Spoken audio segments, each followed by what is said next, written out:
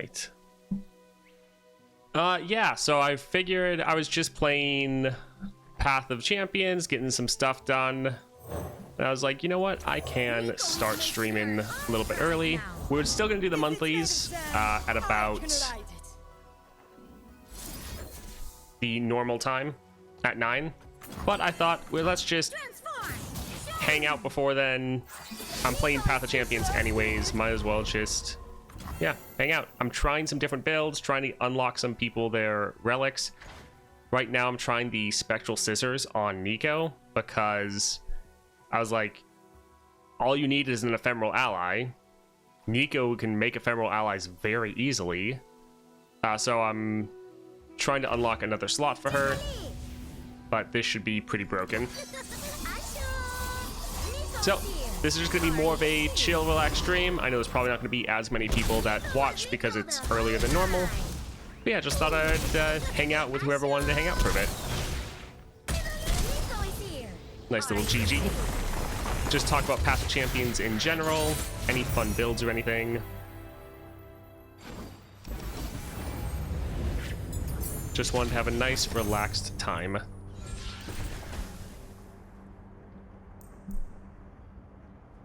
How are you all doing this morning?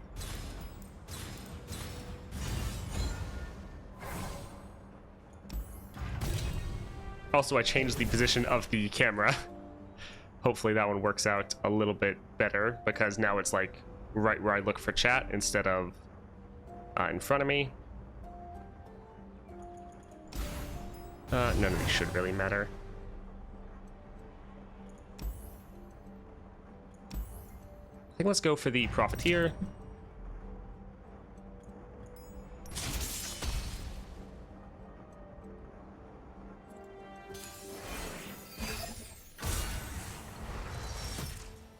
Oh, I guess, yeah, it's not morning for everyone else. Right.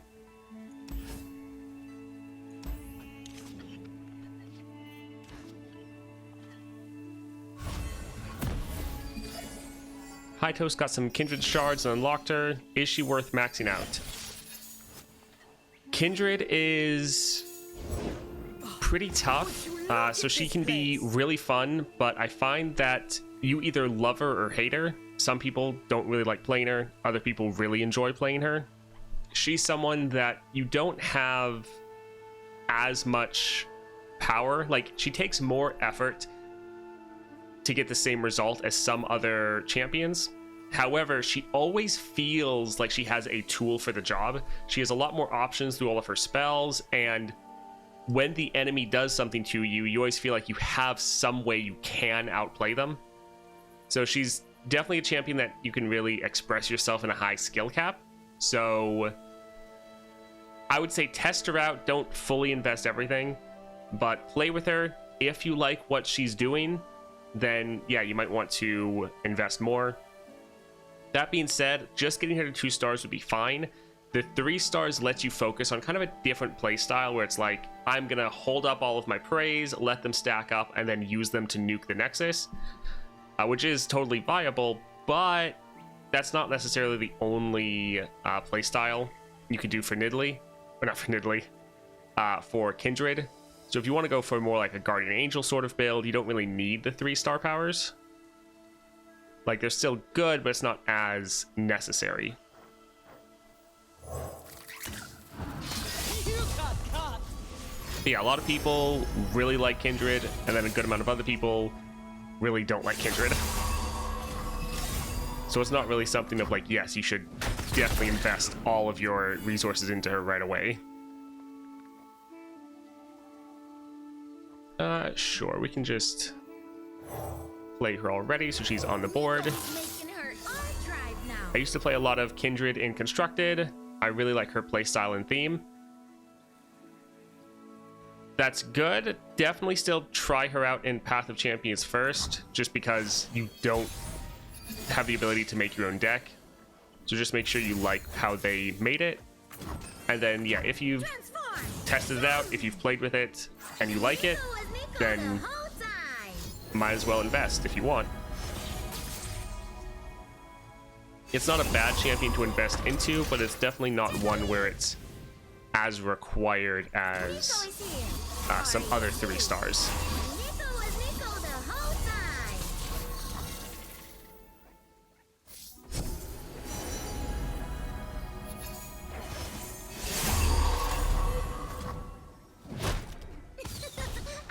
Alright, not quite able to end. A little sad. But we're still down a relic because we're having to use our Spirit Forge.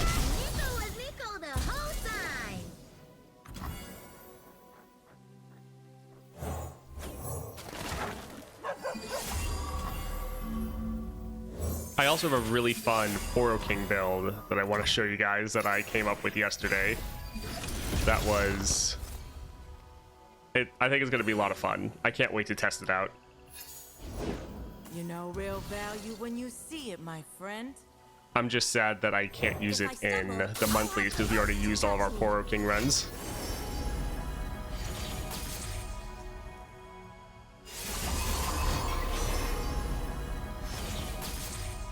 Also, the Nora guide will be coming out soon. I haven't, like, sort of the script part of it done. I just have to record and then actually put it together.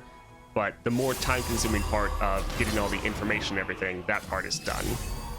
I'll show the build here in a moment. What champion would you like to be playable in Path of Champions? The biggest one is Scion. I think Scion would be really fun thematically. Him and all of his zombies, I think it'd be just a great time.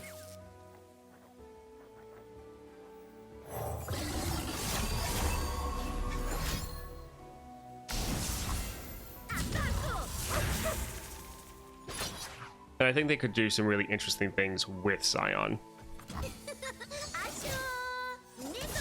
Yeah, Rumble could be pretty cool. I need to turn off voice lines. I have been wanting a more ephemeral-based deck as well. That would be nice to see. Yay! Everyone is invited to picnic.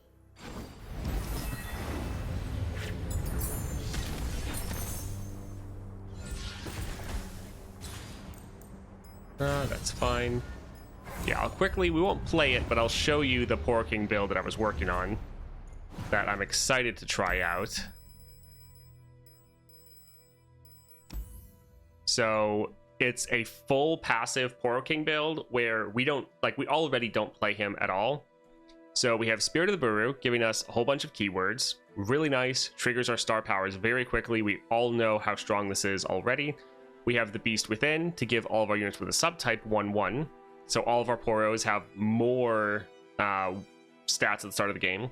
But we also have Nora's Portal Accelerator to also give all of our created allies impact. So we make a lot of Poros. Those Poros are all then going to have impact. So they're going to scale up faster. They're going to have more stats. And all the created ones get impact to just put even more pressure on the enemy. And all of these are powers, so we never need to play Poro King. We just throw them on the board or just leave them in the deck, put all of our Poros on the board, and they will annihilate the enemy. So this should be pretty fun. Hello, Mr. Robot. I miss Azir in Path of Champions. I forget what Azir even did. There's so many of those champions in the old Path of Champions that I didn't play enough, and I just don't even remember what a lot of them even did. So yeah, this one I think will be really fun, because right now just using Spirit of the Buru makes the Poro King feel broken. But having all 3 of these should be awesome. So that's one we will try out later. Gotta get this thing unlocked. I already like playing Poro King without playing him. So this will just make that even better. Overwhelm, Spell Shield. Spell Shield's not bad, but I think we'll go for Overwhelm so we don't get blocked out as much.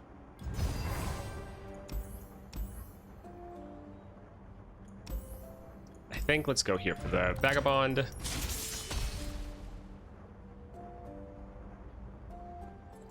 Yeah, Poro King, the champion himself, for one, his snacks aren't really that necessary or needed. And so just relying on your Poros and making it just a Poro focused deck and not a Poro King focused deck, I think it's much better.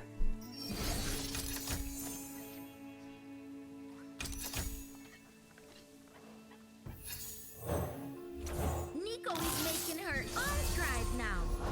Must be nice living off stolen coin. Transform! Zoom! These spectral scissors are so fun. It's gonna be sad when they get nerfed.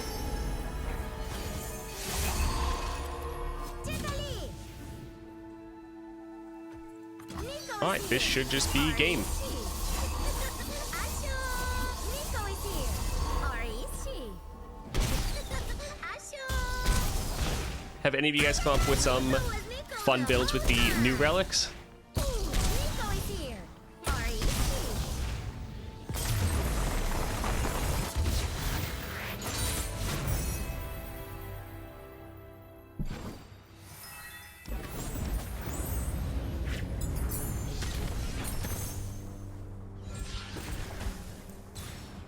Shape Stone looks pretty good.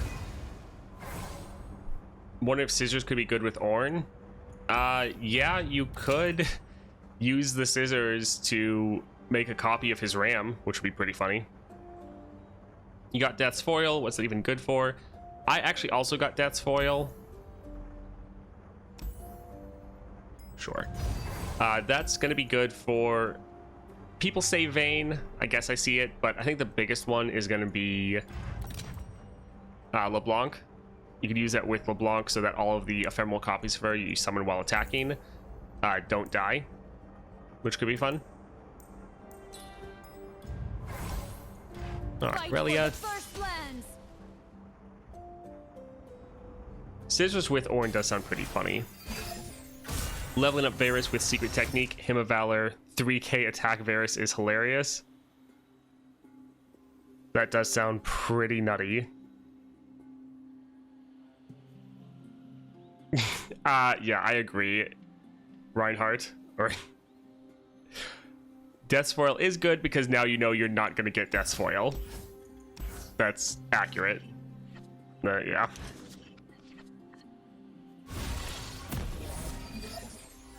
You know, whatever the next relic you get is going to be better. I still need to try out Death's Foil. I plan on doing that, but All in the shoulders. it's pretty low on the priority list for me, to be honest. I don't really care that much. I will learn. I will grow. I will Nico.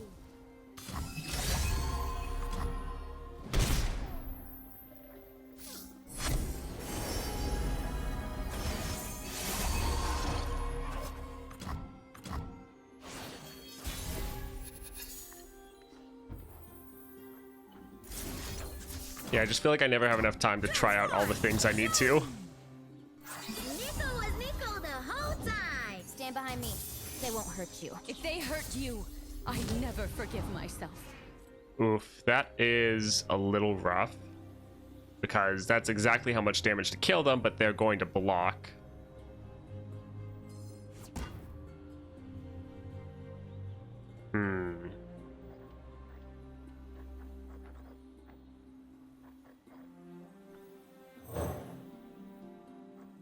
So we could drag them aside, but...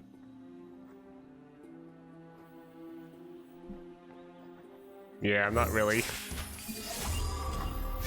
sure if that will really help. Yeah, it's just going to be even less damage. Alright, so our Nico will die, but we'll do a ton of damage to them. So we'll just try to finish them off later. Yeah, maybe the deep cuts will kill them. That is why I picked it up. But I don't think it'll be quite enough damage. At least we're killing Aurelia. Nico is here. Or is she? Asho! Nico was Nico the whole time. So it will be pretty close. We can just wait one more round and Yeah, there's no way they're gonna have the mana to play that, so we can just Every pass blade, every beat in its place. after we kill Aurelia. Point the way, and I'll make the way. Just like we practiced.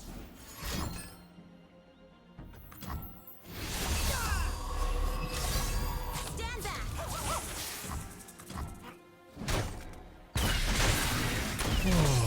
Next time.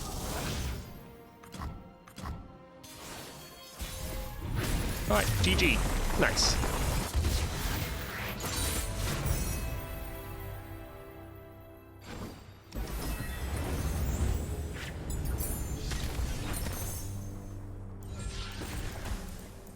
Vampiric Scepter is pretty funny. Let's just try to get some damage. Shadow Totem is actually pretty good. That just kind of guarantees that we have the combo activating. Because right now we need to draw both Nico as well as her Shape Splitter. So this just makes it more likely we can get it off. We just have to draw Nico and we're fine. Although I would have liked to get some damage for her so she hits a little bit harder. Spellslinger. That's not really gonna matter.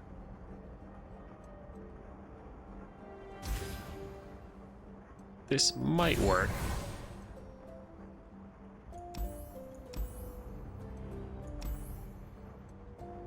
Sure, let's go for the extra power. We're gonna struggle to kill them in our first attack because we're already struggling to kill the people with our damage right now, but we should be able to be fine here. Yeah, I'm gonna be trying to stream more.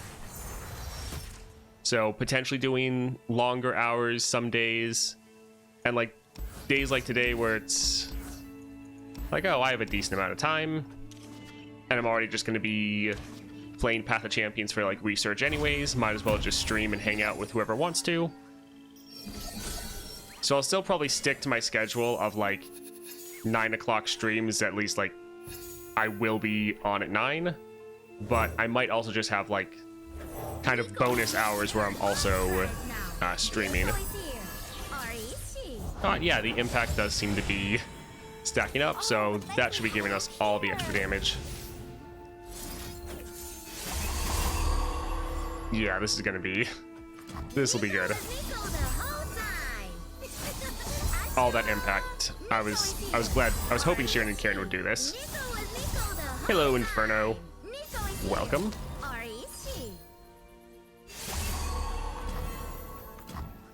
We're just testing out some different champion combos and also working on getting some epic relics unlocked. Found an infinite with Mordekaiser and the Corrupted Star Fragment and Rally Banner. You just get infinite stats and attacks. I mean, infinite combos are great, but it seems like you need a lot to get that one to really be consistent. Oh yeah, the scissors is crazy broken. It's super fun, but they're definitely gonna nerf it, which is why I need to have as much fun with it as I can right now and try to make videos on all the champions that can use it and just have a great time. Because yeah, it's definitely getting nerfed. Like, it's more broken than Gatebreaker was, pretty much.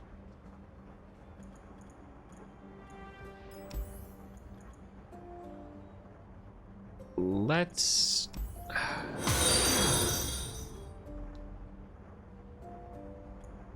None of these really help us. That is sad. Guess we'll go for hold it. Oh, do I not have... Oh, sorry. I forgot to put chat and alerts up. So I'm thinking someone just followed. Thank you. I appreciate it. How do you get epic relics? Is it only through Stardust and Store? That's the main way. You can also get it by defeating Aurelian Soul.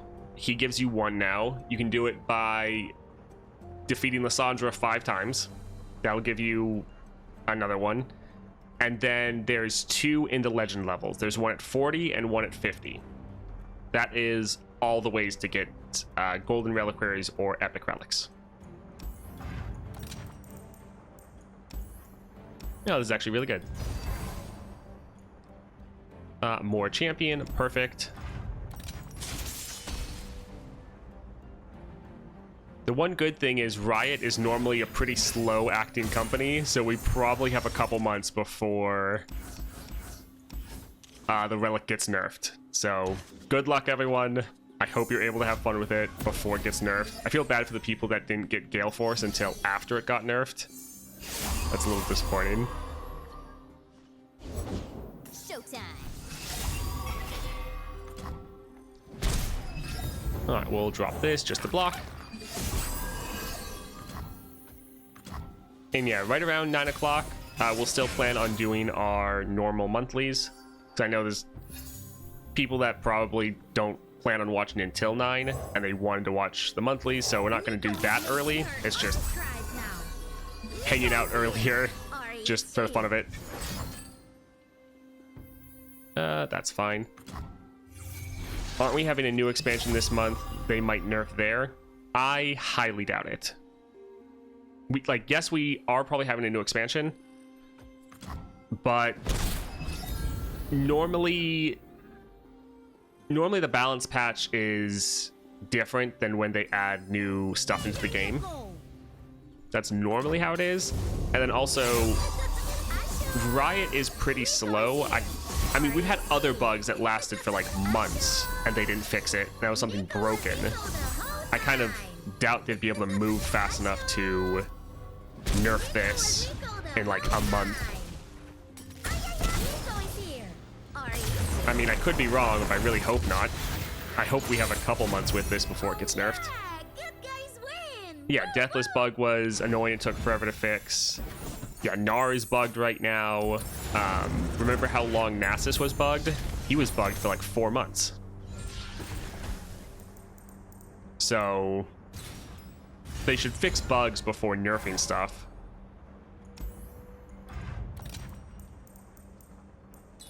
Sure. Elusive is fine.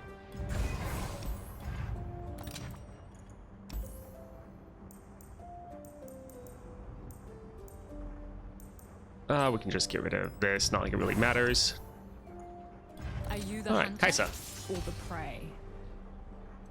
He was bugged, and they fixed the bug, and they created a different bug on us. Yeah, there was like 3 different times where they're like, "Oh, we fixed it," and then we tested it, and it was like, still broken. So, yeah, they don't have the best problem fixing bugs.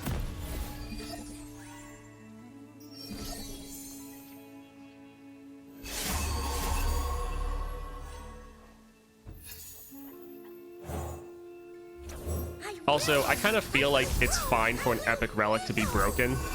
Like, I get nerfing Gale Force and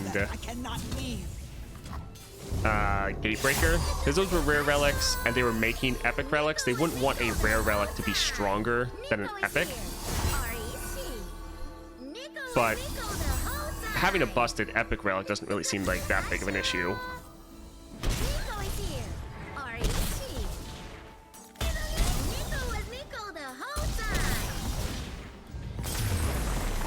Alright, nice. And this isn't even the final build. This was us just unlocking another epic relic slot to make this even better.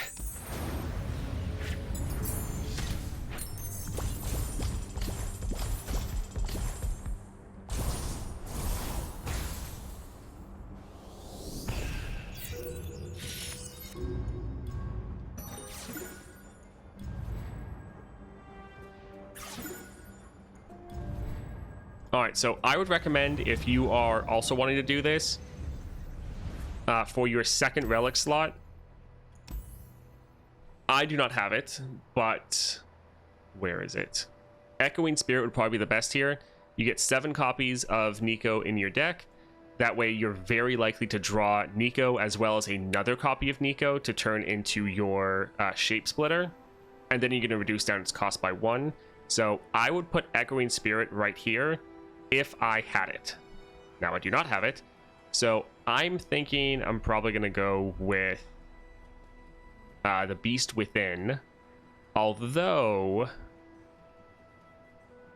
while the Beast Within is good and would give us Overwhelm, what are you guys thinking? So we have the Beast Within is going to give everyone 1/1 and Overwhelm so we don't get blocked.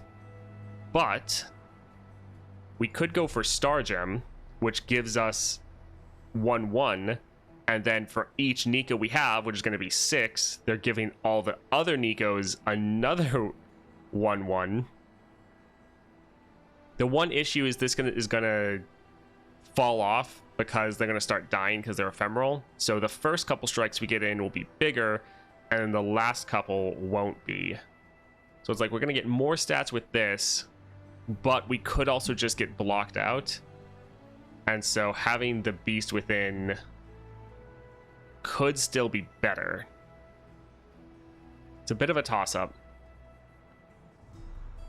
I do think, though, if you have Echoing Spirit, that's probably the best to throw in.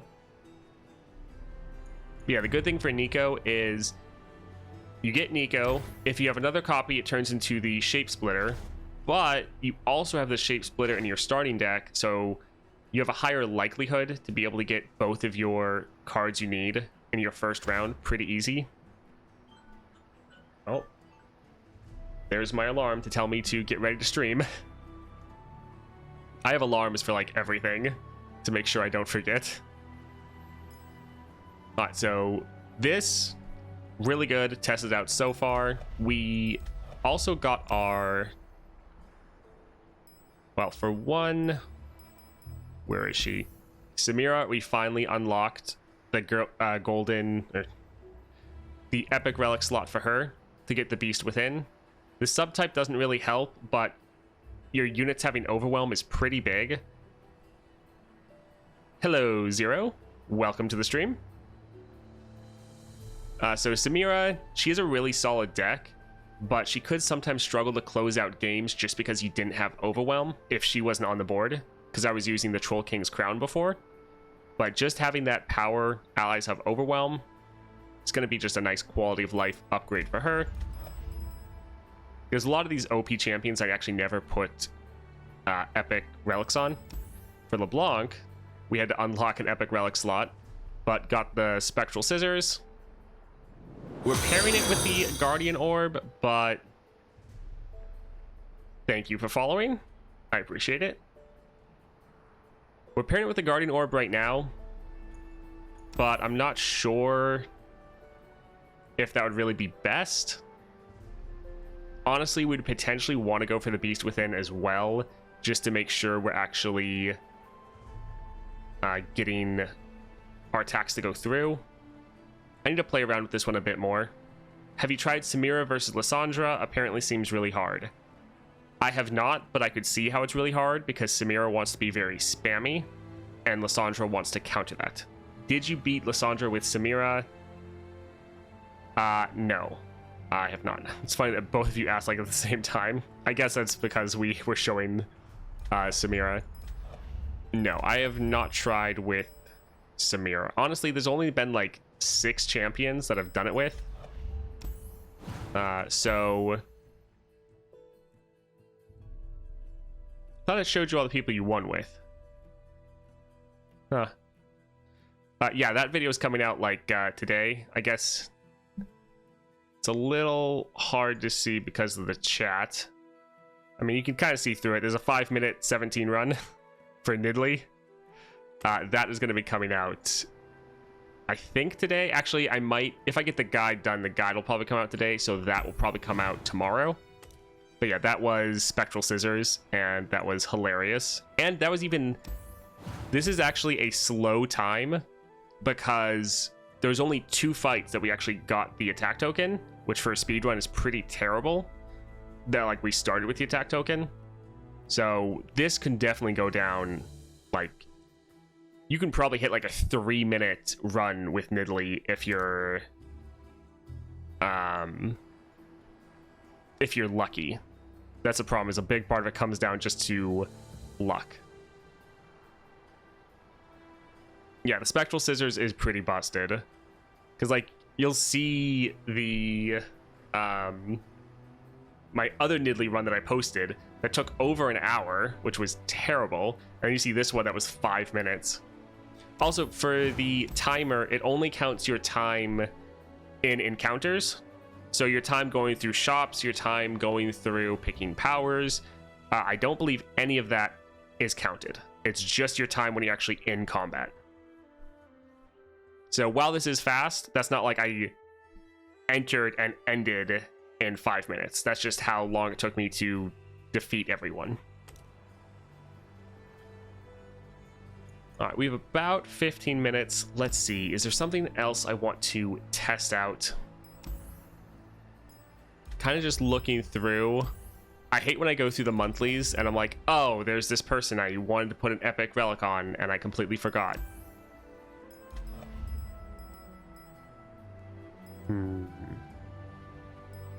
Also, it's so funny, all the people commenting, like, I have so many people commenting like, oh, you should try Master Yi with Echoing Spirit, like do a video on that. And it's just like, I don't have the relic. I can't do that. I have most of them, but these are the ones that I currently do not have. The one I'm really hoping to get next actually is Spirit Weaver, but yeah, I mean, honestly, you could just have like all 3 of these on Master Yi.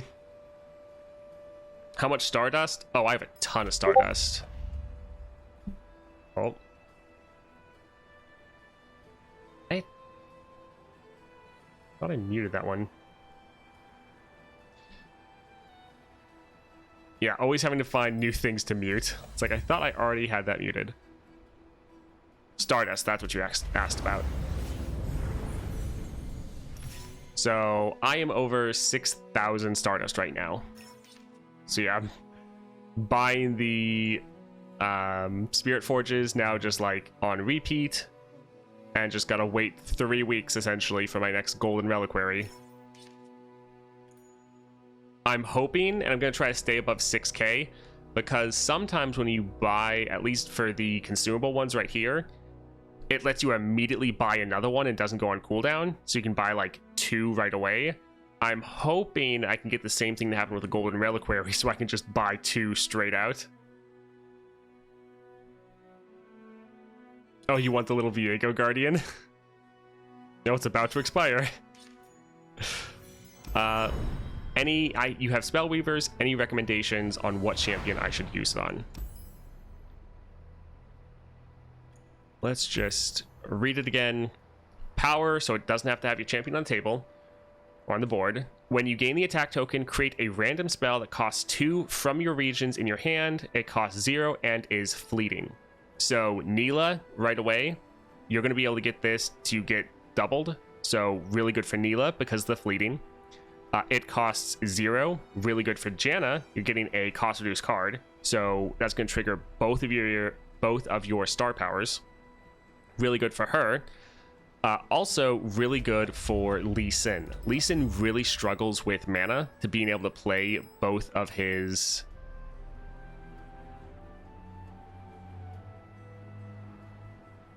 Goodness, where is he? There we go. So Lee Sin really struggles with playing his spells to get him leveled up, and he just really has an issue for mana. And he has his star power of round start create a fleeting twin disciplines in hand, but this isn't cost reduced. So that's not great, but your other power up here, when you play your second spell in a round, give your strongest ally 8/8. So you need to be trying to play 2 spells every round for Lee, and since this isn't cost reduced at all, it can really be pretty difficult to even afford this, let alone another spell. So for Lee, being able to have 1 spell for free, like potentially every round or just every time you get an attack token, that is really good. So Lee Sin, another one this can really help you on. Another person is some regard Varus. Varus, you have some spell duplication, so that can be really good. Also, it can be really good for Nami. For Nami, you just want to play spells to be able to level her up. Thank you for following. I appreciate it. For Nami, her level up is you've played 5 spells with a Nami in play. So having more spells to play for free, really good right there. Also, it can be pretty good for Samira. Samira, not only are you getting rallies, so you're getting the attack token again, so you can get Spell Weaver's Symphony again, but you want to play a bunch of free spells in order to level her up. So Samira, another one this really works well on. But honestly, this is a power you could just throw on any champion and just have fun, because it's like you're just getting a free spell every time you get the attack token. Like, that's just a fun effect on anyone. So it's really a relic that, while it's really good on specific people, it's just going to be a fun relic. Like, hey, we get a free spell. I think it's just going to be fun, as well as very, very good for some specific people. Kind of abandoned Lee, but been recently thinking about the Beast Within, Starforged, and Luminous. I did something very similar. I don't know if I used the Beast Within, but I definitely used Starforged on him. It was okay. The problem is Lee Sin, it's like he's so close to being able to be good. Thank you for following. Really appreciate it. Lee Sin, it's just, when the stars align for him, he is so good and so strong. But yeah, what's the logic of this Nami build? So for Nami, you want to level her up as fast as possible and close out the game. So play, draw the highest cost card that costs less than my base cost, grant an epic item, reduce its cost to 0. So for Nami, you're getting a free card to play. The 2 cards you're able to draw are either a spell or a unit that gives you a spell. So again, giving you more to be able to level her up. Dreadway Chase Gun, again, 2 free spells that you can then play to try to level her up again. And the Deceiver's Crest, you're normally going to level her up, and so this is more spells for you to play. This is all just generating a bunch of spells, so you play Nami right away, and you end the game like round 1. If you have doubts in this build, I have videos up showing how it just dominates. Yeah, this, I know it's a weird looking build, but it does really well.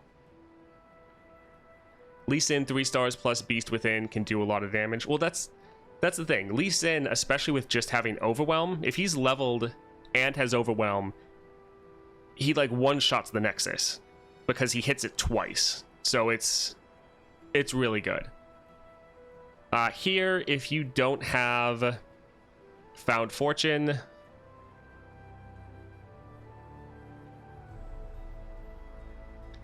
the Beast Within can be helpful.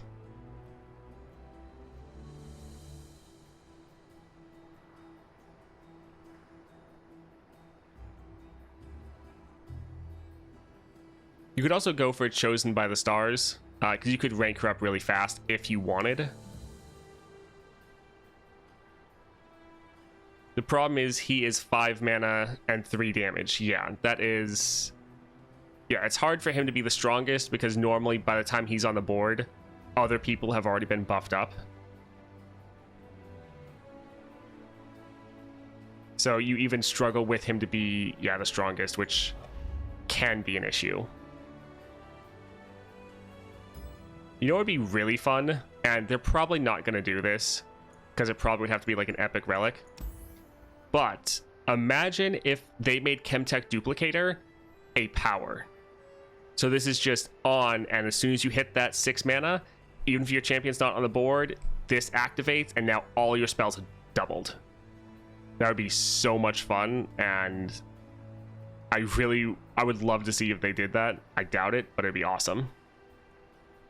Yeah, I don't have Chosen either. That's why I was thinking about the Beast Within. The Beast Within is a good general relic, so if that's the only one you have, it's not going to be a bad option. Alright, 852. Let's go look at the monthlies.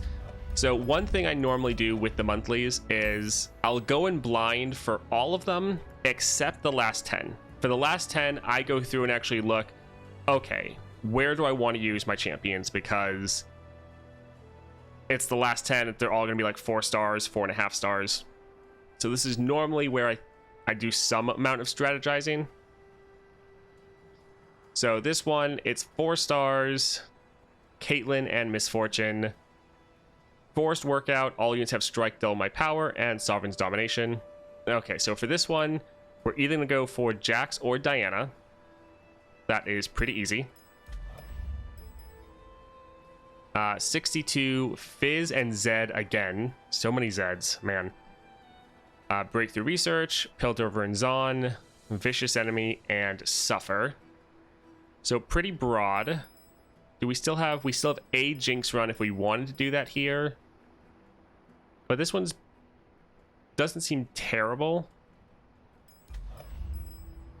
Alright, 63, 3-star Zed again, as well as Ezreal, Evolution or Evolve again, Vicious Enemy, and Fan Favorite.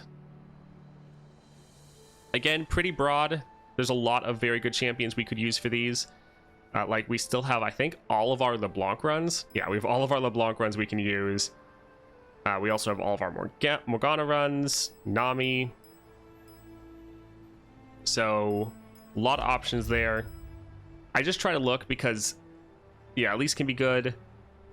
Some of these ones, they either need like a lot of removal where it's like, okay, for this specific challenge, I want to have Jinx or like Aurelion Soul. So I just try to look to see if there's some of those that I need to have. All right, 4 stars just against Nautilus, Butcher's Block, Vicious Enemy, and Sovereign's Domination. Again, a very general one that we can just play whatever. Oh, that was 65. 64, 4 stars, Darius, Merciless Marksman, all players summon Crackshot Corsair, Vicious Enemy, and Prophet of an Elder God. Again, none of these are really that crazy at all. Hello, Tyrael. So many Zeds this month? Yeah, it's crazy. It's crazy how many Zeds there are. Alright, 66. So 4.5 stars. Kaisa, Gangplank. All players summon a Hex Tech Observatory. Alright. Vicious Enemy, Withstand, Power Overwhelming. Again, not that crazy. Alright. That was 66, 67, 4 stars, Tryndamere and Lulu. Magic number, so this is where we're going to grab our Elder Dragon. Zed, Targon, Ezreal, Painful. Yeah. So yeah, for here, we see magic number, Elder Dragon. Since at least I have him maxed out with the 3 epic relics, this is the best place to play him. So 67 is Elder Dragon time. 68, 4 stars, Merciless Marksman, Vicious Enemy, and Blade in the Darkness. I mean, Blade in the Darkness, they will get this off, especially because they're going to have the Crackshot Corsair. But again, not the end of the world. Yeah, these last ones so far are not seeming that difficult. All right, 4.5 stars again. Plunder, Vicious Enemy, Murder Bridge, Hemorrhage. And 70, Zed, that makes sense. 4.5. All cards cost 2 less. Small Stuff, and Rock Too Hard. Okay, so this one actually seems like it'll be potentially a bit more difficult. I like Volibear so much more for magic number. See, the thing is, Volibear is fun. I love Volibear, but with magic number, you get to play these units for free if you have Elder Dragon, because if you draw a 6 cost or higher, it gets reduced down to 3, and then it gets reduced down by 2 from your star powers. So yeah, you're playing them for 1. If it's Elder Dragon, if you get any other cost reduction on him from his boons, you play him for nothing. So I love Volibear, and I think he's way better than Elder Dragon, or I like playing him more than Elder Dragon. But for magic number, I feel like Elder Dragon is just the best. Alright, so for this one, this will be more of a pain. Deal 1 to all the players' units is really rough with small stuff. Actually, wait, don't I just have Nidalee? I have one more run for Nidalee, right? Did I pass her? Alright, I have one more run for Nidalee. So, I feel like for this one, we just drop Nidalee and try to end round 1. Like, Nidalee counters small stuff. If we end in a single round, Rock Too Hard doesn't matter. We have Spectral Scissors, so it's like game over.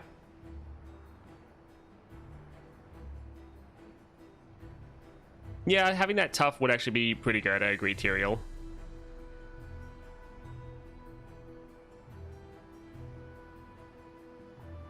Yeah, I think I'll just save Nidley for challenge 70. And then for most of these, I feel like it's not actually pushing me towards a specific one. So like we need Nidley there. We need Elder Dragon here. But for a lot of these other ones, it's just like play whoever, really.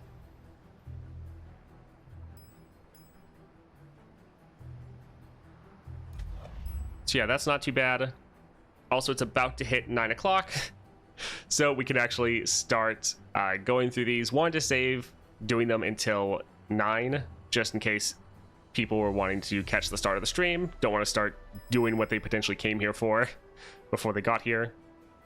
I saw someone suggesting Master Yi for the last one. Can go infinite. That's true. Master Yi would be a decent option there. You play him with Chosen of the Stars. That's a good call. Yeah, if you don't have the Spectral Scissors, but you have Chosen of the Stars, could be really good. All right, so we have 61 4 stars. Right, we have Forest Workout. So we should probably go for our Diana. We will swap this out and just go for more of a one-shot sort of build.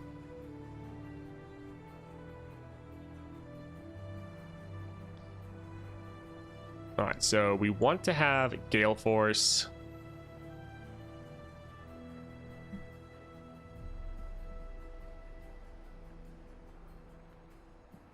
And then normally we actually want extra damage. Death's Foil is actually kind of funny. This gives us 2 damage. Right, we need to have Overwhelm as well. That's the other kind of core.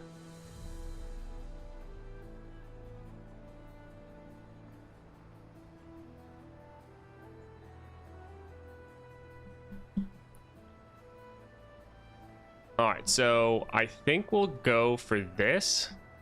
Normally it's just Gale Force, Overwhelm, and then a Stat Relic, just for the extra damage. We have Spectral Scissors, so I feel like might as well use it to push a little bit of extra. We're not trying to really copy Diana. Like, if we get lucky, and we get... oh, what is it called?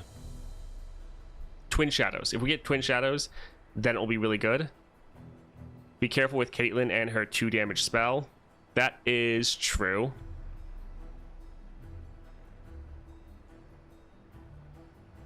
That's a 3 cost spell though, right? I think that's a 3 cost spell. I guess what we could do, we could actually maybe throw on full build. We're already gonna have Challenger, but this would give us Overwhelm and Tough for a little bit of survivability. And then we could just throw on like a Warhammer for the extra stats. Because the biggest thing is we have to have Overwhelm and we have to have Scout. Overwhelm, really important for double attacks so that your second attack doesn't fizzle. So I think... yeah, 3 cost, deal 2. Yeah, that's what I thought. So let's try this out. We haven't tried full build yet.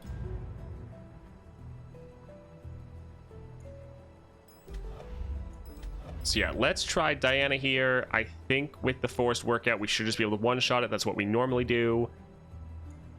Yeah, let's go for it.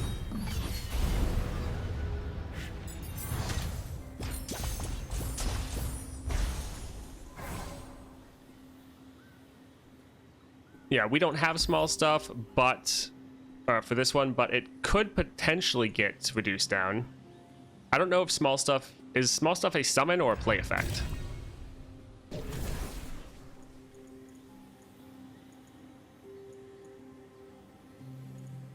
All right, so this is a 1 cost spell, so we're going just for that. Yeah, summon. All right, we really just want... to get an item. Draw a champion.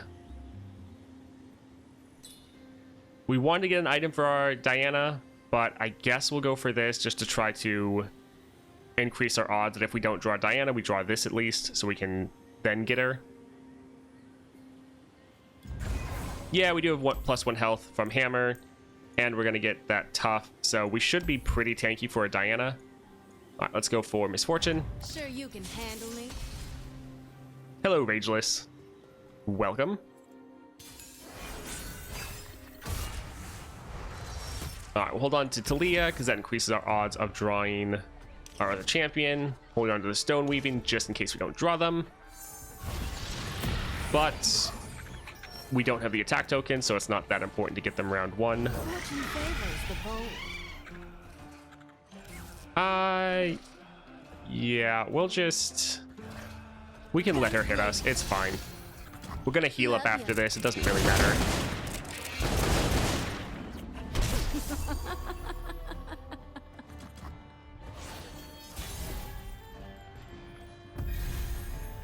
All right, so we have 2 Talias. We're like guaranteed to draw our other champion.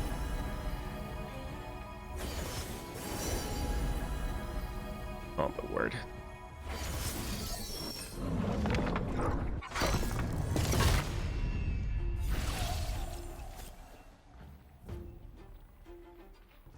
Dusk approaches. I cannot turn back. All right, let's buff her up a little bit more.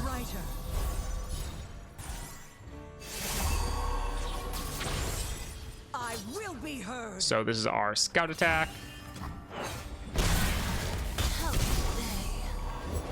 I go wherever the waves. And this will be No more game. lies. 108 damage. GG.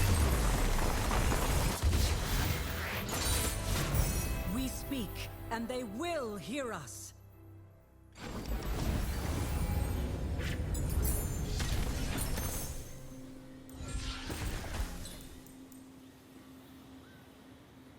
Yeah, we can go for Quick Strike. That way we can play her round 1 regardless.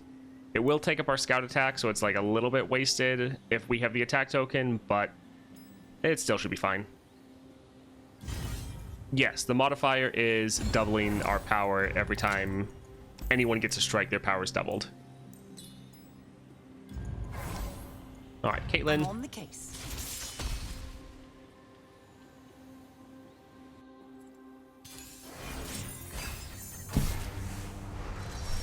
All right, we have Diana.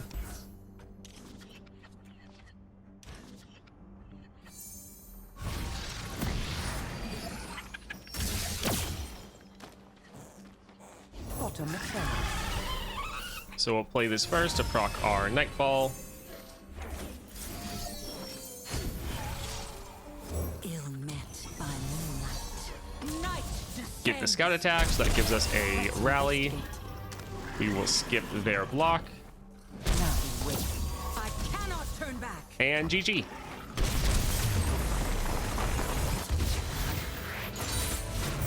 The words of the heretic rang true. Found Fortune is good on a decent amount of people. It's good for Janna, good for Nami, good for all the really expensive ones like Aurelian Soul, Elder Dragon, Volibear. Yeah, you can use on Leona for Ravoon. Not too bad. All right, so for this one, with that forced workout, highly recommend using either your Jax or Diana. They are very good for this. You can just one-shot them. It's decent for, like, Elise, but Jax and Diana, I feel like, are definitely the best here.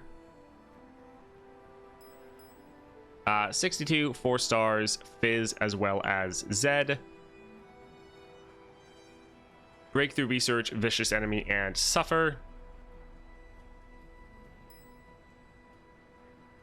I feel like we'd probably just drop our LeBlanc because she's super overpowered. Like, we don't really need the Breakthrough Research.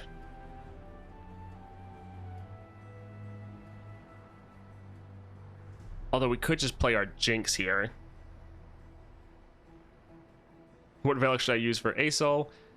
Yeah, you can really play with what you want. I really like going for Crown Guard Inheritance because when you play him, he levels up, so he immediately rallies. That's pretty good. But yeah, you can pretty much play whatever you want, and he'll do really well.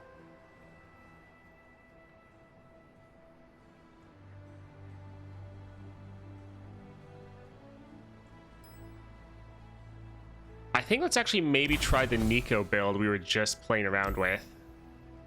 Spectral Scissors, Beast Within the Lost Chapter. Let's see how it does here against a monthly.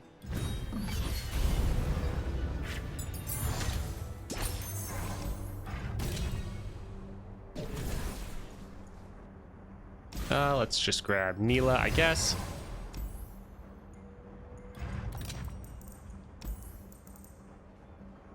Barrier. Sure.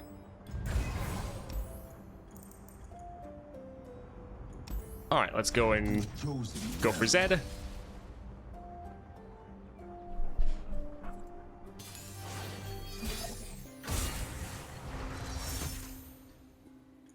Let's get rid of all of these. We want our Neela as well as the Shape Splitter. All right, so there's Shape Splitter. Oh, not Neela. Yeah, we want our Nico. We have the attack token, so that is really good. Play our Nico as Nico. Play our Shape Splitter to get another copy. Play Behold just for that epic item, or not epic item, for that additional item. And we don't have quite enough to be able to end.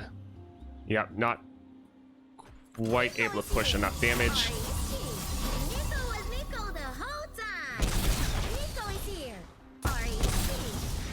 So this is good, but for like monthly challenges, you're having a hard time pushing quite enough damage.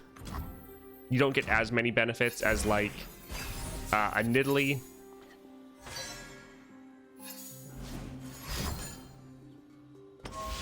Well, that's not good. All right, let's drop this and give it -2.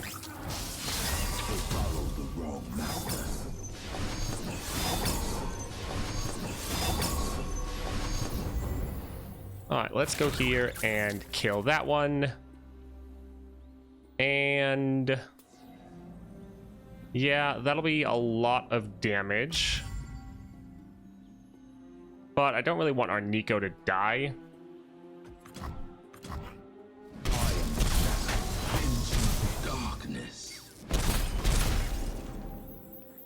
And then we'll just build our board a little bit and end the next round.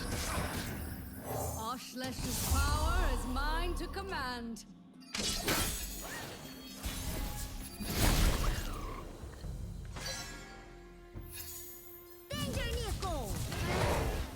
We won't give this one Ephemeral because then it'll kind of waste the double attack.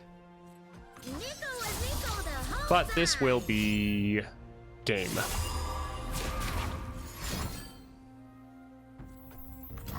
GG.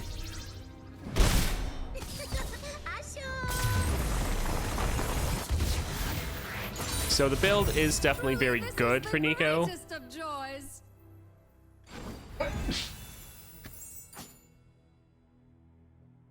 But it's definitely better on other people. This will be really good for adventures, though. That's definitely going to be the case. Vampiric Scepter, we need more damage. Deathless is kind of funny. Sure, so if they die, we'll just have an army of Nikos. Yeah, that looks good. Let's cut a card to increase our odds of drawing what we need. Crested Lionhawk. And Fizz. Let's go paddling. What's the best Neela build? So I like using... Well, now it's going to be using the...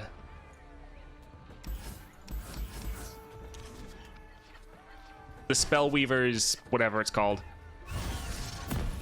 where you get a whole bunch of free spells every round that are fleeting, because those will get doubled. But yeah, Gravedigger's Spade is really good on her, and the Corrupted Star Fragment is also really good as well. Yeah, I guess we can just play our Nico.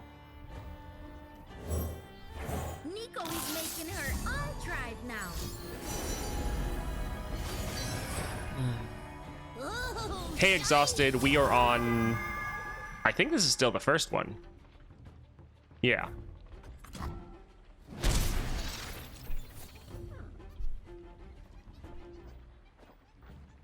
Let's play this to use up 2 of our mana, mostly just for the item. I'm ready. So we're trying out these Spectral Scissors on Nico, for those that just joined in. So that's the build we're going with at the moment. Hello, Kuman. Welcome.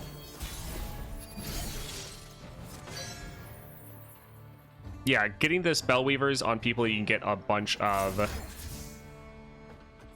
extra rallies or attack tokens on. It's pretty great. Asho! Tiffany! Nico was Nico the whole time. Asho! So this shouldn't quite be game, but we're going to have an army of extra Nikos, so we're going to be fine. Asho! Nico was Nico the whole time. Rogue if you work, run if you don't. So we'll just wait for our next attack, and then that'll be game. Yeah, we could put Orb on her. I tested that out, and it was fine. It wasn't actually that good, Hope you weren't because we're trying to end really fast already. I mean, maybe the one time I tried it, I just had really bad luck. Because, yeah, Nico got nothing. Also, Stalkers would kind of defeat the purpose, because, yes, she would hit the things, but all the ephemeral copies would immediately die. And we're not trying to kill their board, we're trying to end the game. Nico is here. So Stalker's Blade actually wouldn't help us.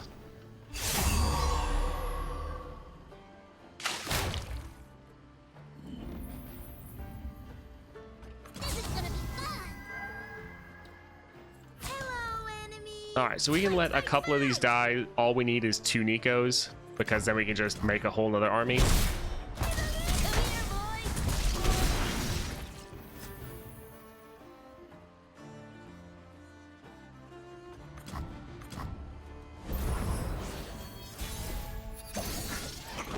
Do you think Spectral Scissors will get nerfed? Probably. Yeah. Probably will get nerfed. I think we probably have a couple months before that happens. Nico the whole time. But yes, they probably will get nerfed because they're pretty ridiculous. I think they're still a lot of fun, and I think it's fine for there to be a epic relic that's broken. But yeah, they probably will get nerfed.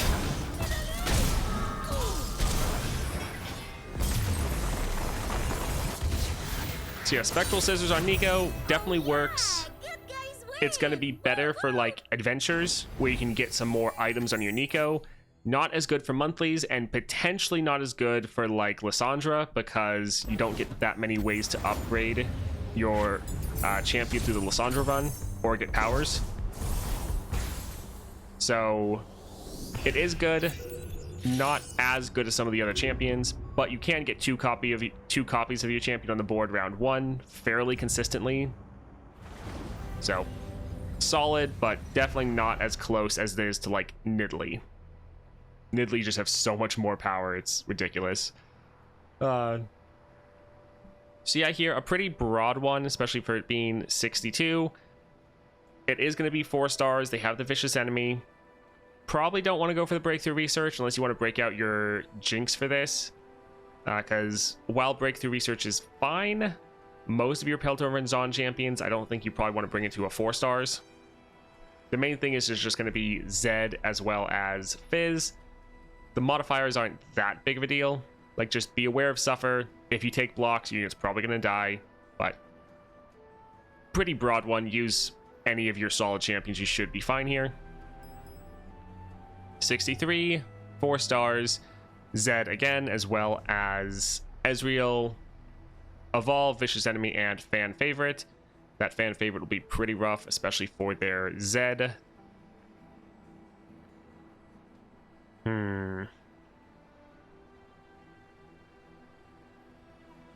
So we could potentially go for the Tom Kench. I did Scissors and... yeah, I used Scissors and Transmog on Nora. I showcased that yesterday. It is really good.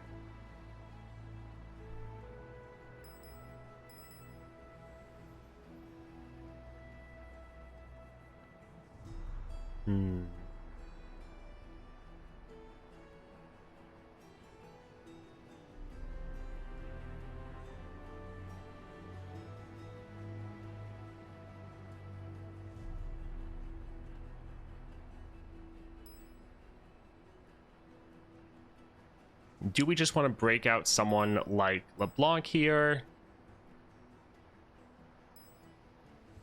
Yeah, Leona could be okay. I mean, yeah, we can't always break out Aesol. Thinking about breaking out LeBlanc. And not too many of the other ones really demand Aesol. So, sure. Starforged, Oath, Crown Guard Inheritance. Yeah, that looks fine.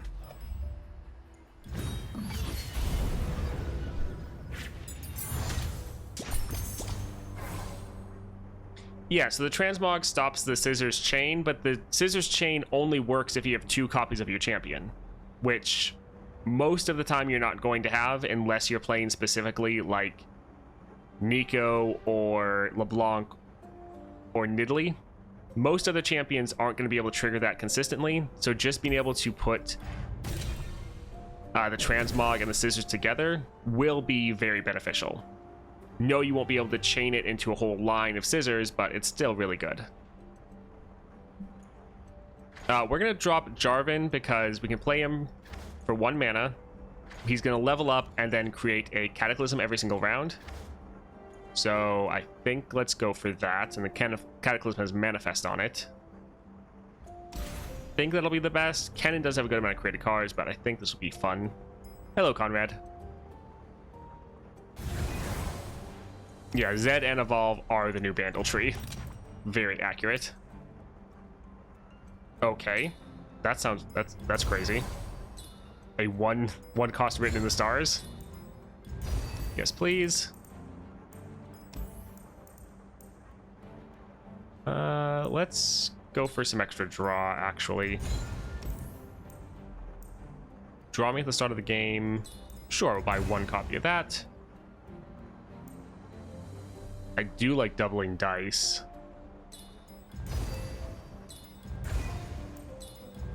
Alright. Zed. You've chosen well.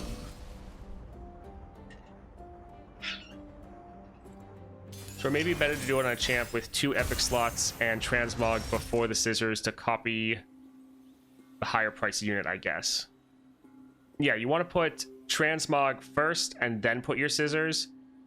And then if you want, you can put Corrupted Star Fragment. It works really well.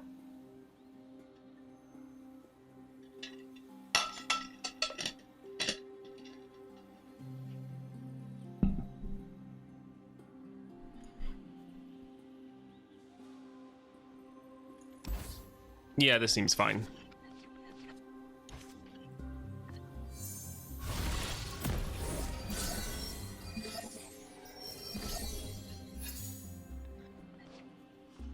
Do not fear the shrouded path. To immediately stun or not to immediately stun.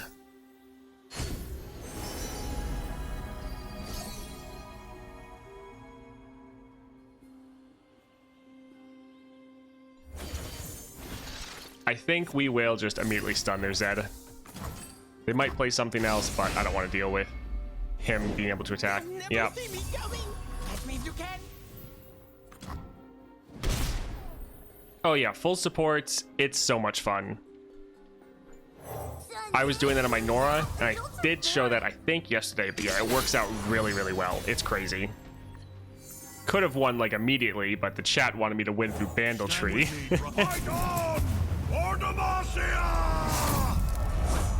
Finally, someone cool. I didn't have the opportunity to play this. I played this after they attacked.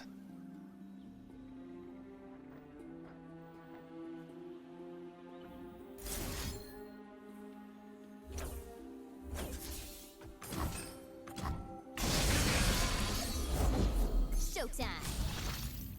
Who dares defy my will?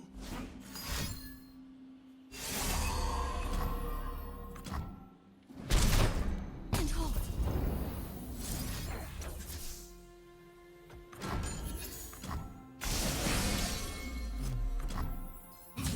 Cool. All right, get a nice attack in. Got some cost reduction for Aurelian Soul. Claim what is ours. Zed leveling up isn't amazing. Is but to do and die.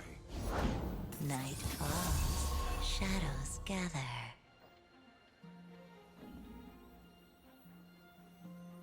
All right, so we wouldn't actually be able to necessarily kill their Zed.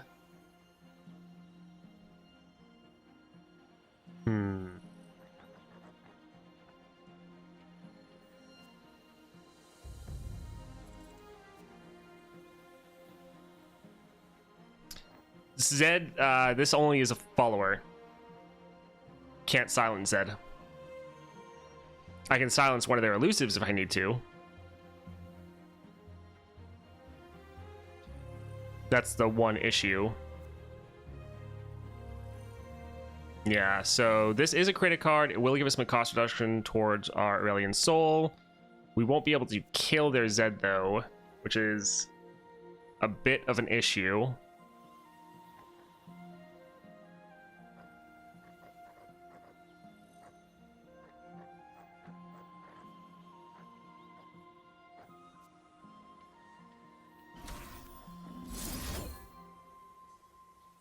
Let's go ahead and kill this one. That way we have one less unit we need to block. Yeah, let's... Ooh, Crown Guard is good.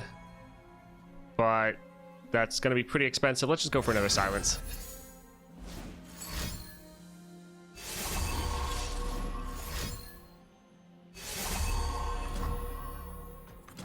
For the king! To the flag!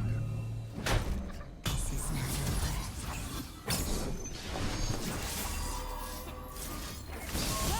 That's more like it. Leave this place. Alright, so that's going to be the most damage. Yeah, they're going to do a lot of damage to us next round with this attack. Whatever. And that Zed's going to hit our Nexus. No quarter! I mean, it's rough, but...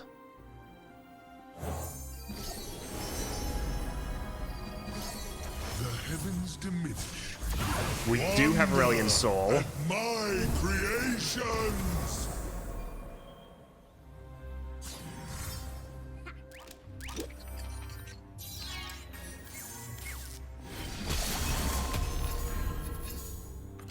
This is your comeuppance, Targon! The Order. An apt pupil. My life for the Order. Alright, hopefully they don't get any free attacks or anything. We're gonna play elusive so we have an elusive blocker. Almost. We're on fire. Too hot to stop.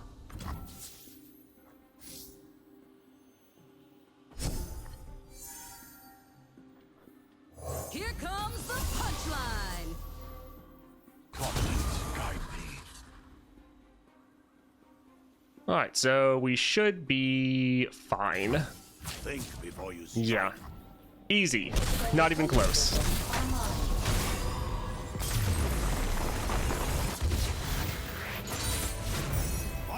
soldiers. Fine work.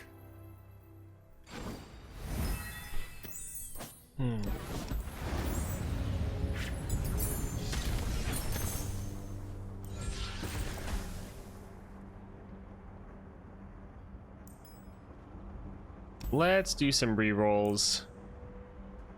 Scout, ephemeral copy. Phage would give us a lot of stats, which would actually be nice for him being doubled up. He'd actually be more useful as a one drop than what he is right now. Because attacking twice doesn't really help if we're just dying the first attack.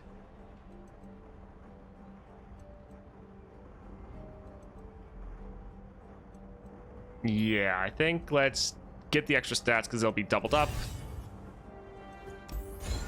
We can cut a card. Let's get rid of the Gallant Rider. Probably never going to play that. Quest Alright, Ezreal. Wait, where are we going?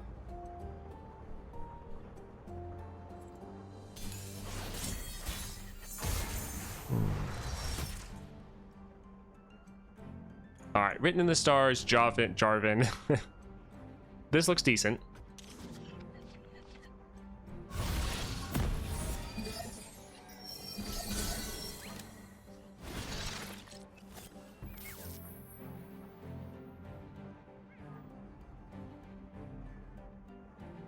Let's actually drop a Written in the Stars.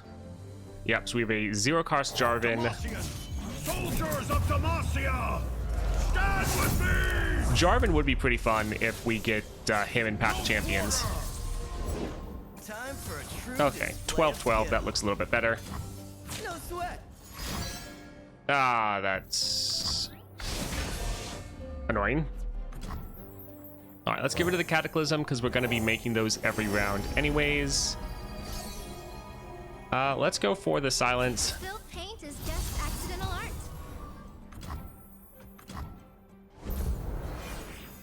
Ours is but to do and die.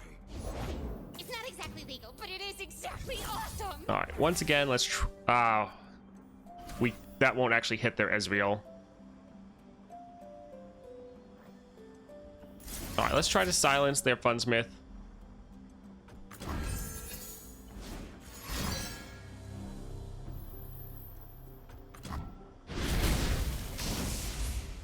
Watch and learn.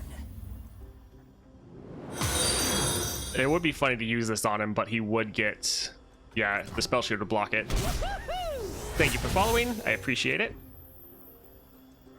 Let's get rid of the spell shield with our Cataclysm. For the king!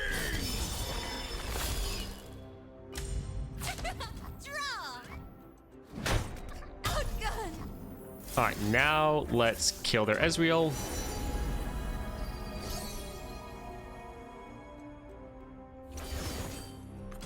Protect the faithful. To the flag!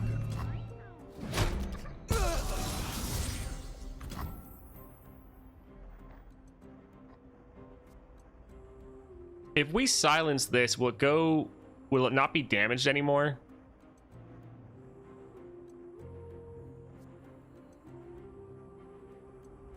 Will it just go down to like it's 1-1 or 2-2? Because right now it's going to die from the... Oh wait, no, this one doesn't have... I thought we had the Swaying power active. Never mind, we're fine. It was the last match that had the Suffer. Because otherwise this was going to die right now.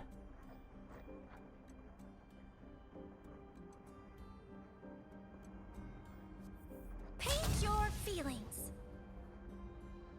So this is a created card. If we play this twice, yeah, we'll get a bunch of cost reduction and then can play our Aurelian Soul. Yeah, perfect. Well, that figures.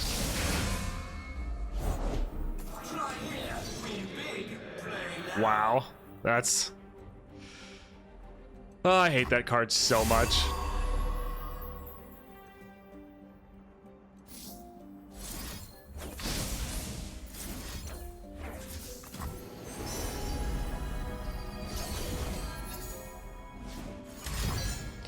Yeah, Ezreal is pretty frustrating. Demacia! Ours is but to do and die.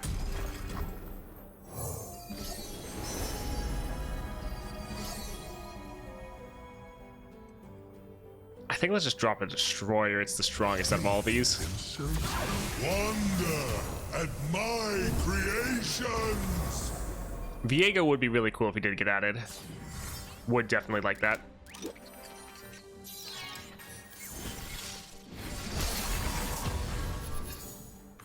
Pure starfire. Oh look, LeBlanc. I've got my eye on you. Just one. You light shields never learn. Not my son. To the star. All right, GG.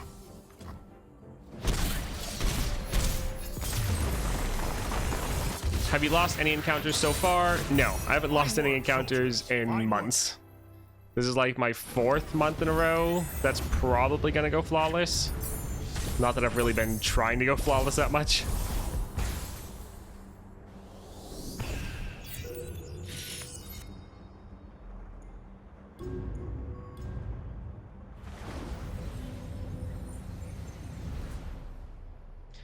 All right, so this one, it is going to be a lot of aggression. Ezreal, very annoying as always, having a lot of removal, a lot of stuns, especially fast speed stuns. Zed is going to be putting a lot of pressure on early, especially with that fan favorite. This is probably going to hit both their Zed and their Ezreal. A lot of damage is going to be hitting your Nexus, so try to go for someone that's a little bit more early or aggressive early. Yes, we were able to get through with Aurelion Soul, but that was pretty close. Try to just, yeah, put some early power down, whether that's going to be like a Jinx, a LeBlanc. Probably want to save Nidalee for some tougher challenges, but just pick a strong early game champion here. Otherwise, they're probably going to overwhelm you pretty fast. 64, Darius, Merciless Marksman, all players summon a Crackshot Corsair, Vicious Enemy, and Prophet of an Elder God. I think let's go ahead and drop Jhin, because he'd actually benefit pretty well from that Merciless Marksman. So Jhin, Crown Guard, double Riptide. I think this should be pretty good.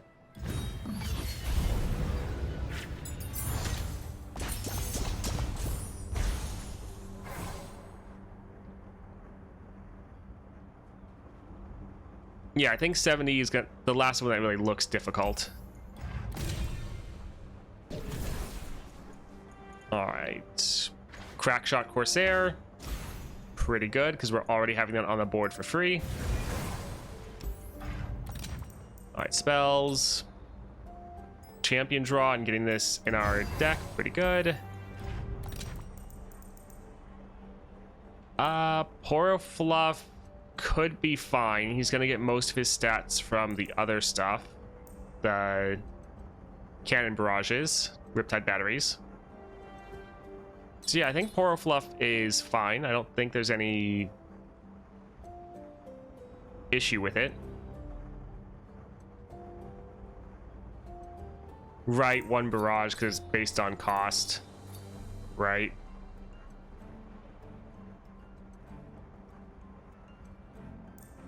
Free attack would be decent though.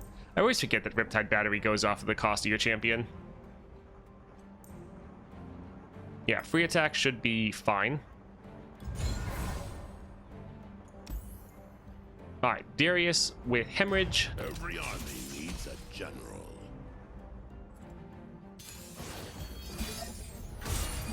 Yeah, I don't play with Riptide battery very often. It's literally just on Jhin, and I don't play Jhin that often.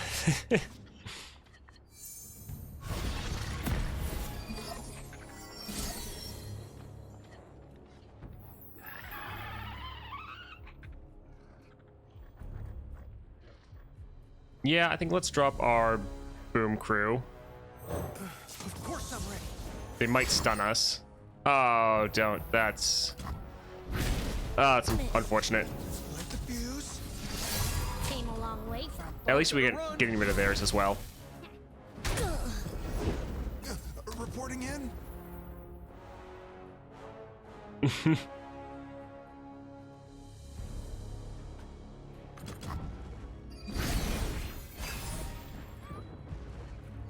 Yeah, that is always an issue when you get excited for getting some cost reduction and then it's like, oh, it's trap. Misfortune would not kill their Darius. We could Misfortune into Boom Crew. Don't think I really want to bother with that. Manasol also wouldn't help us necessarily. I guess we could Manasol into zero cost Thermo if we wanted to still trigger that damage. I think let's just Thermo Beam their other unit. We'll miss out on some of the heal, but at least we're reducing down the damage we take in some regards. Yeah, this should be fine. And we'll just let Darius hit us. It's not going to be a big deal. Good morning, Bob.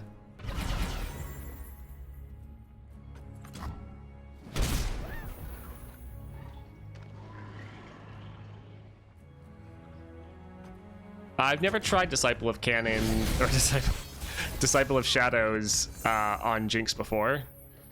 I normally go for the other cost reduction relics. Alright, playing this to get our plunder off.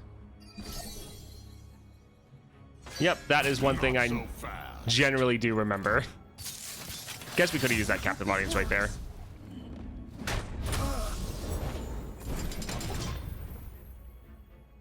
I think I will actually use, well, I was going to say use this first to open up room in our hand, but when we play this, we're just going to draw another card, so it's not necessarily going to help.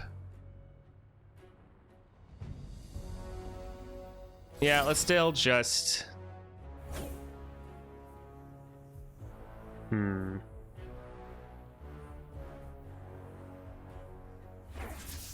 Get rid of the tentacle. Darius will die to the cannon barrages. Well, probably. We can just make sure.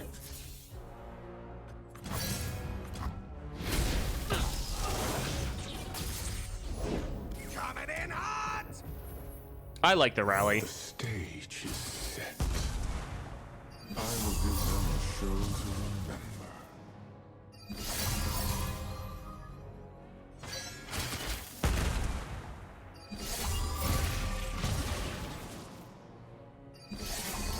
Yeah, I have not done Jinx versus Lysandra yet, I hear it now. so I'm not The thunderous too applause. sure. I don't have personal experience on what's going to be good into that. Our performance begins. Death doesn't scare me. Step into the spotlight. Everyone is waiting.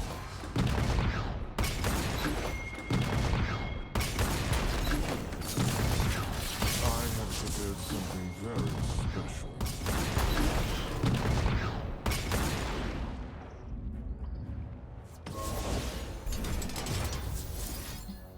Alright, so we will just stun that.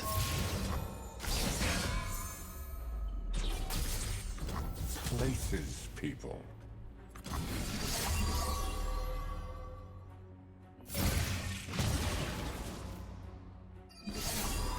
Take your place, and our show will begin.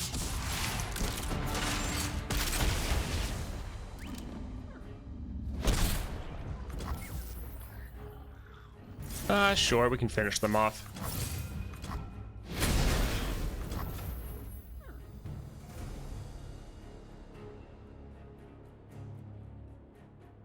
Yeah, it's fine.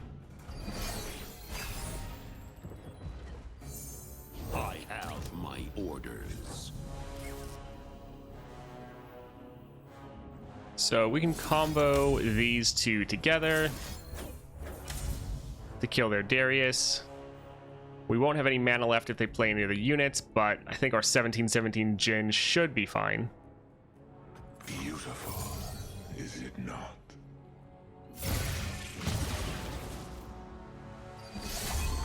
Step into the spotlight. Everyone is waiting.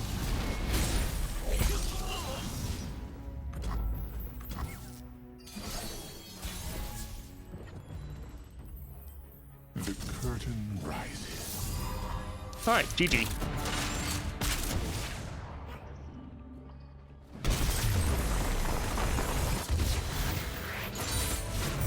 You have been a marvelous audience.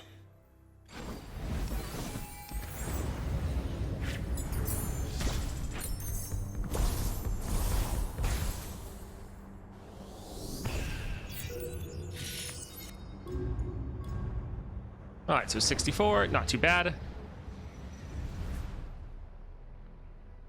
Yep, for this one, Jin can be pretty solid because of the Merciless Marksman. You already get that, but these modifiers really aren't that bad. Like, for this late in the monthly challenges, really not that difficult. You both are getting the same unit. You can scale it up a little bit more if you have Jin. Also, you can potentially try to scale it up more if you have, like, Tom Kench, Garen, potentially Kane. Yeah, this one's really not bad. For this late, it's pretty easy. So just play one of your solid champions. Probably don't want to use one of your really OP ones unless you have more than enough. Yeah, this one's not bad.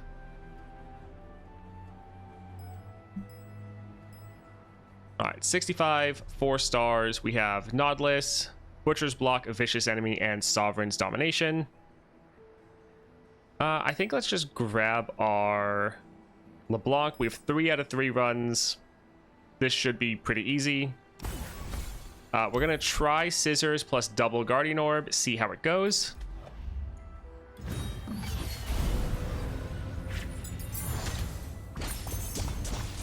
Welcome, Died 21. Gonna go with that.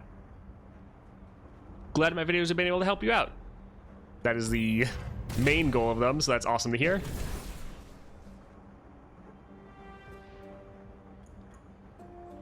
Let's see. We don't really want to go for the ephemerals because they're going to just go to the other side.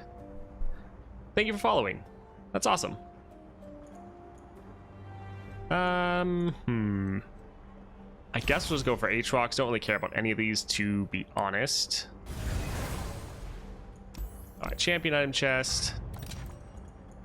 Get rid of stamina. Don't need the heal. There's only one match. Feral senses. It's fine. Spell shield. I want to try to get some more damage, I think. Yeah, let's... Black Cleaver. Okay, I'll take it. All right, Nautilus. They will know my name. I know Not has stuns, but we're gonna have an entire board of LeBlancs. So if he stuns one of them, it's not that big of a deal.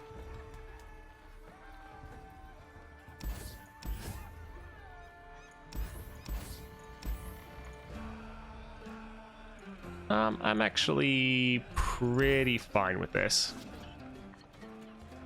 Like, yeah, I'm always very aware that he has his 4-cost stun. But I think extra damage is going to be more important than that one spell. They're so small, but she ain't lacking courage. We can just drop House Spider.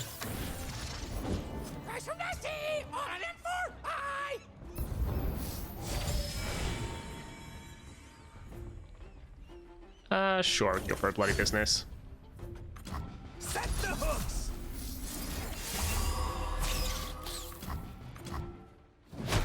Better than eaten.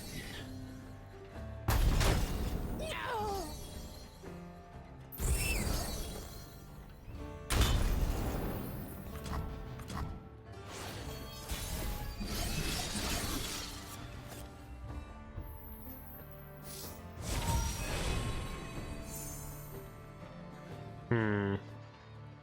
Don't really care about Aatrox, to be honest.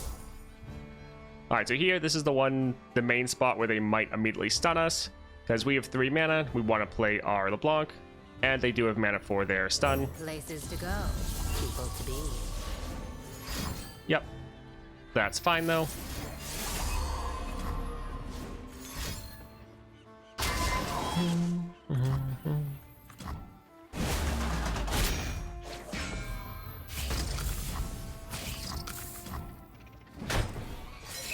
We weren't going to be able to activate the combo this attack, so it not that big of a deal.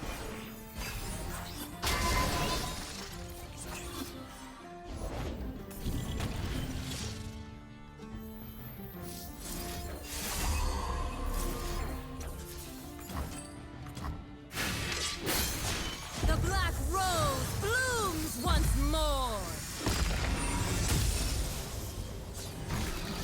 The stuns, I'm pretty sure, are fast speed. Aren't they? Yeah, the stuns are fast, not slow. Yeah, we can go ahead and go like that.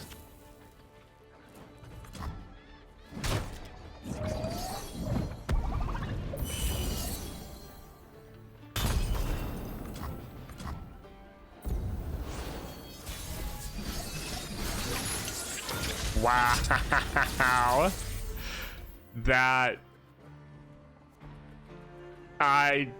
Wow, okay. Definitely didn't see that one coming. I was planning on just open attacking and then having an entire board of LeBlancs, and so it wouldn't matter if he stunned us or anything because there would be an army of LeBlancs. Well, he now has the opportunity to stun us before we can attack.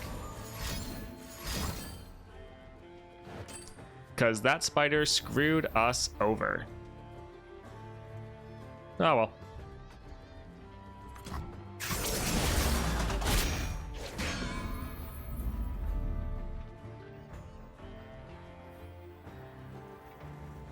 No one's the wiser. This'll shake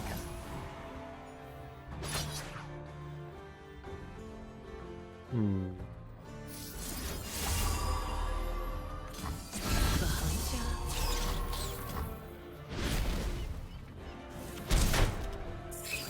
Well, at least we get a couple extra LeBlancs. Be seeing you.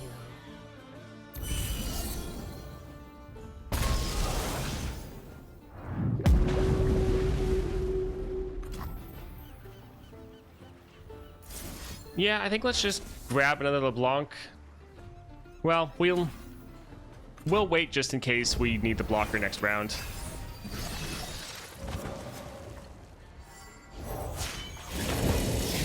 The water rises. So with LeBlanc, we can just, once we have her leveled up, just attack and have the space open. The ephemeral copy will then go into that space, and then it will start the chain. And then we could also do the mirror image if we wanted. So that won't quite be able to kill him. But the stun should still go off. Although if we play this, it will die and then come and attack us next round, which won't really be great. So let's just kill him with the strike and be done with it.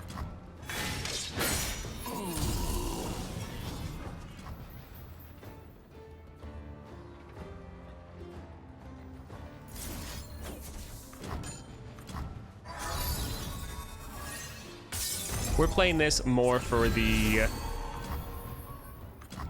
extra stuff we're gonna get. The procs from the orbs. Alright, so here we should just have a whole army of LeBlancs.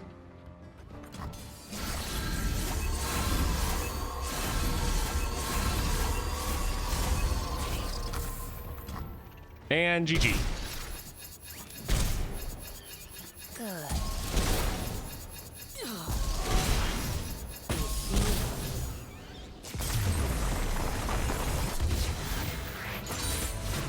One step closer.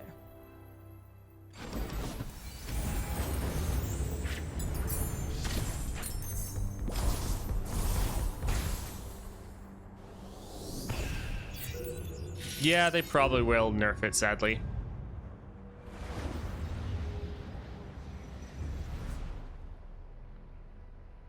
Alright, so that one, not too bad. Granted, they are going to start with a lot of mana, so they're going to be able to play their bigger units fairly quickly, including their Nautilus before just a few rounds. Butcher's Block, not that big of a deal for you or the enemy. They are going to get your strongest unit every round, so try to be aware of that. And yeah, that vicious enemy, more health, more mana, more hand size. Still though, not terrible. Just try not to pick a slower champion, because with their extra mana, they will be able to ramp up a lot faster. So do be careful. 66. So 3-star or 4 stars and a half. Kaisa, Gangplank. All players summon Hextech Observatory, Vicious Enemy Withstand, and Power Overwhelming.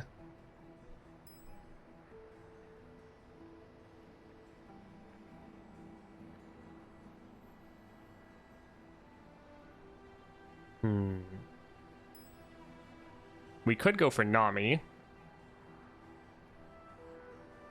That wouldn't be too bad.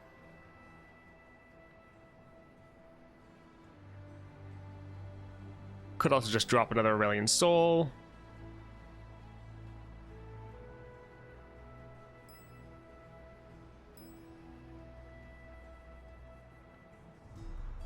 Hello, formal links.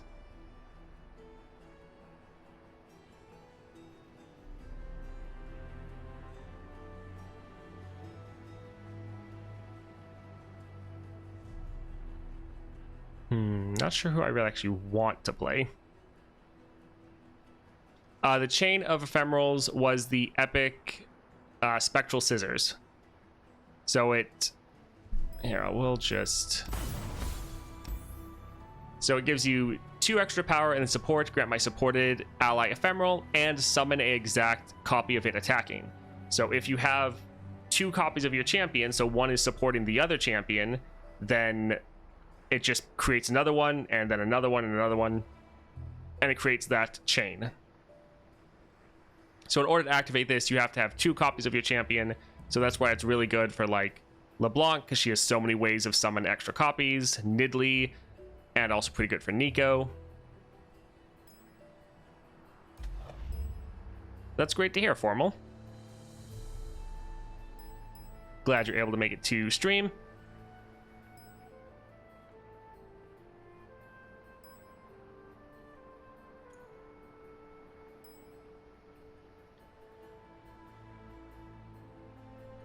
I think I might just go for Aurelian Soul.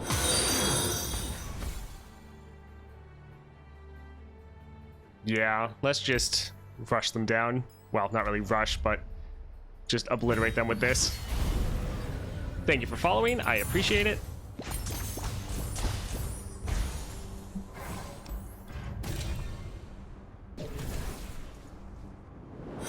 Alright, Vayne, we could play her. Same with Jinx. Not... Well, this would be a create a card. A 1-cost create a card.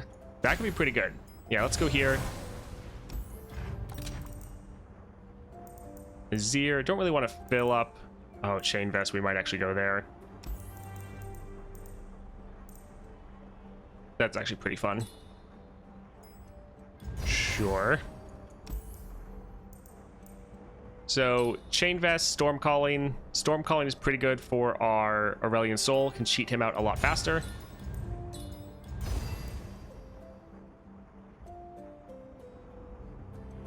That's not really going to help us. But champion draw, that will help us, so we can grab that. Alright, Gangplank. I accept your terms.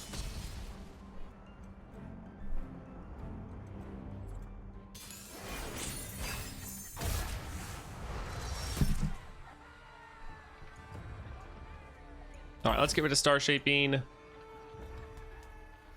And yeah, we can hold on to the rest. Well, yeah, it's fine.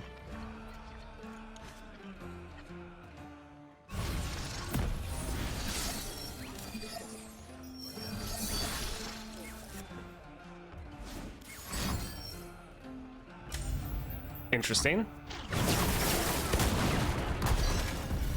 All right. Demons walk among us. Master. I will release them from their pain. Bold move, Cotton. I'm not greedy. My friends, though. I mean, a zero cost tumble sounds pretty good. Although I guess it just used up our spell, or our observatory, but that shouldn't really matter.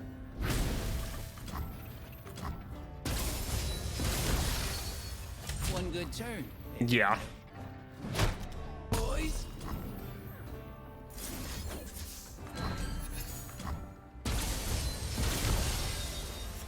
Well, this is going well.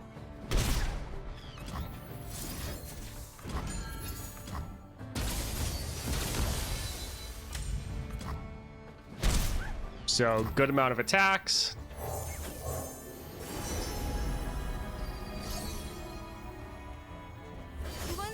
And we have a lot of cost reduction now. Sun this, moon that. Adults are boring. Nice. But they're pretty to paint. Oh, they took away the champion draw. Yeah.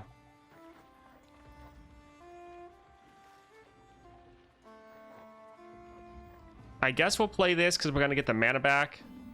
It's kind of pointless, but the draw is the main thing we're going for.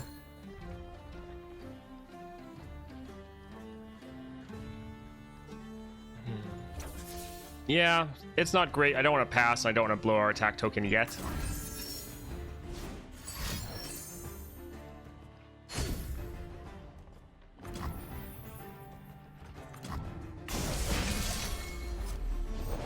I've whipped up something special. All right, we have our Aurelian Soul. Purge with silver. Let's just attack because we can just get another attack token. Yeah, that's more like it.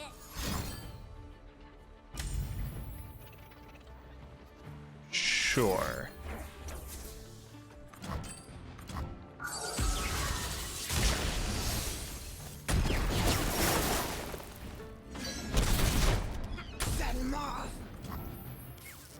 I mean, I could have used the tumble, but I wasn't really wanting to. I knew I had that as an option. Your favorite star. I wanted to use the attack token, though, because we were going to refresh our attack token.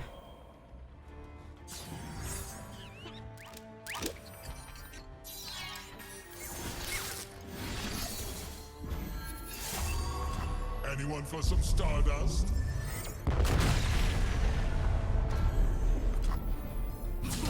Cool. Purify. Finally, someone cool. GG.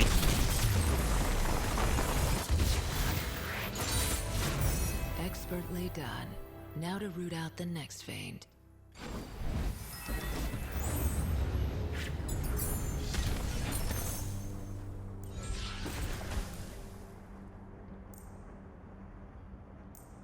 Yeah, I think Poro Fluff is fine. I think just him leveling up right away would be...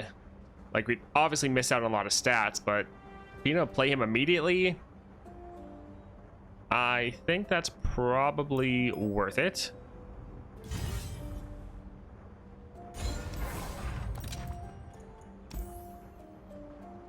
We can get rid of the White Flame. All right, Are you Kaisa. the hunter or the prey?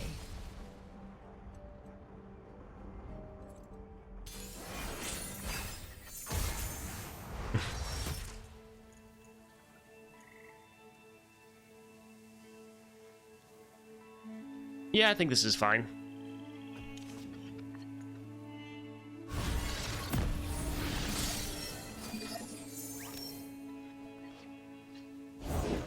Even alone, we are a pack. All right, so this will burn our Hex Tech Observatory, but let's see what we get.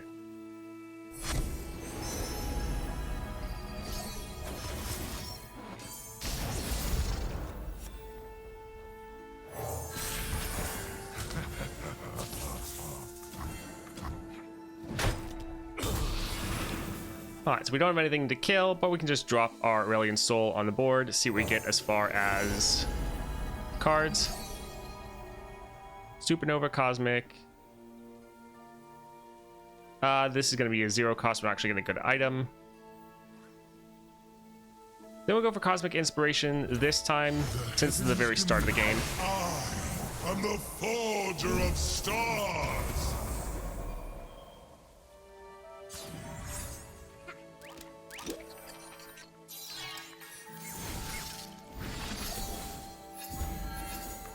Anyone for some stardust?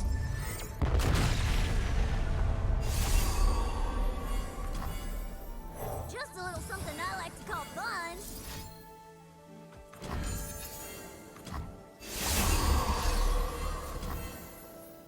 Back in the game.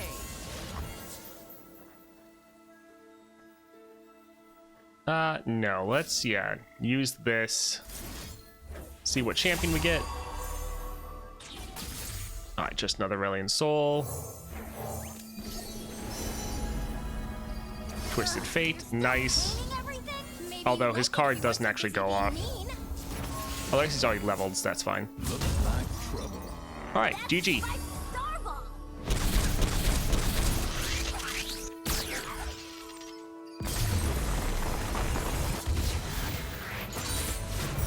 It was in the cards.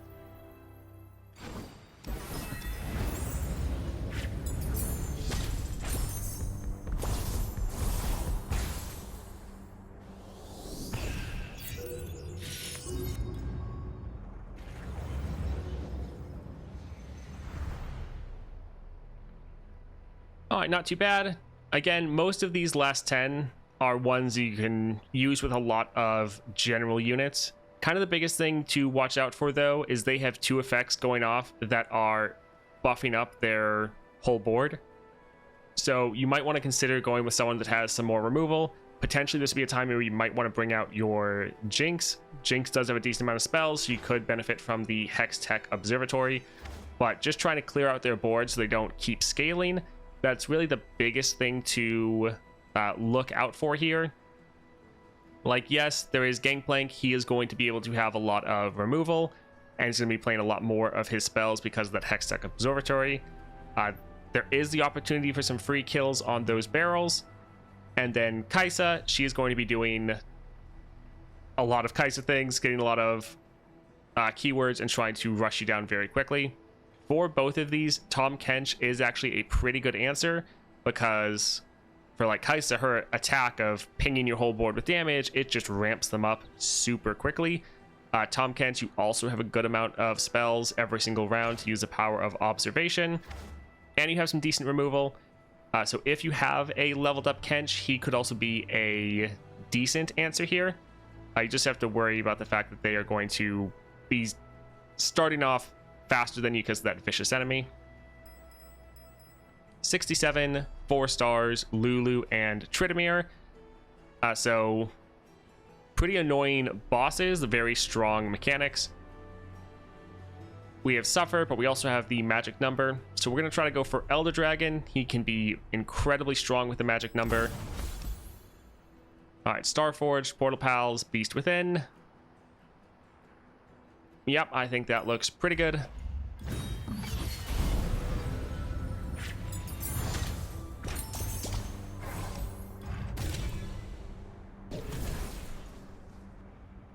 All right, so this is a 6 cost. Don't really like that 6 cost, though, to be honest. Not really a fan of any of these.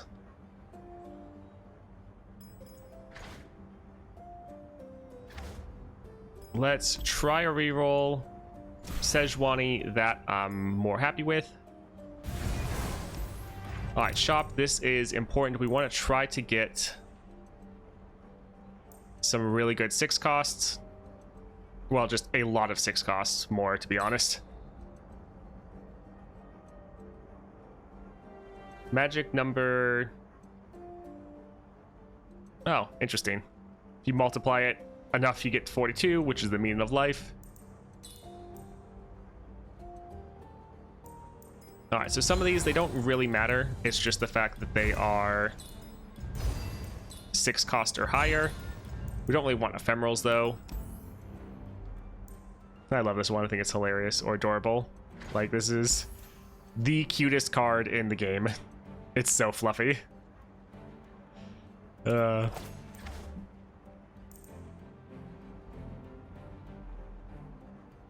cost reduction here doesn't really matter, but sure.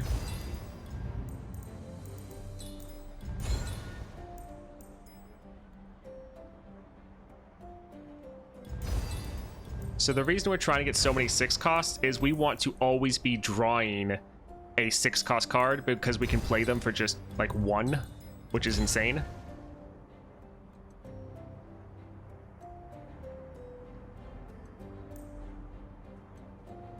All right, we will leave it there. All right, Tridomir. My blade thirsts!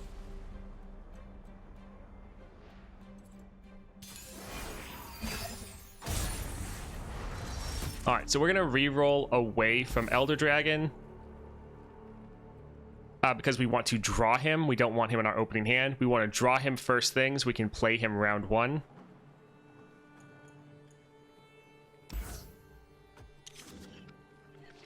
So yeah, we're re-rolling away from our 6 costs. We want to be able to draw our 6 costs so that they actually trigger the effect. So like right here, we can play Elder Dragon round 1. We see through all. We'll play this first to drop the boon.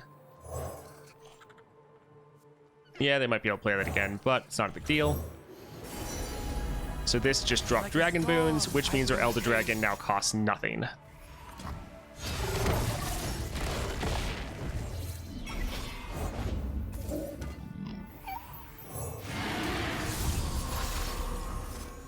He made Aurelian Soul. That's amazing.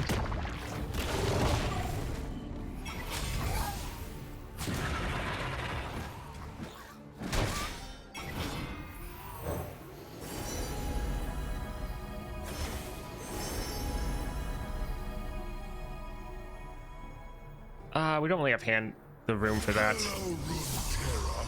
Let's rock. And Aurelian Soul is definitely going to level up. So this is why, for magic number, you pick Elder Dragon.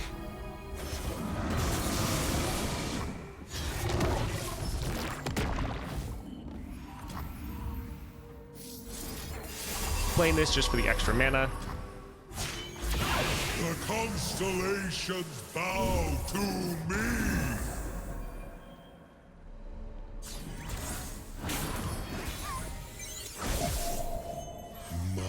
How they stare. Alright, so they might have a Entomb, but I don't really want to give them the opportunity to play anything. But yeah, they might have the Entomb to stop us.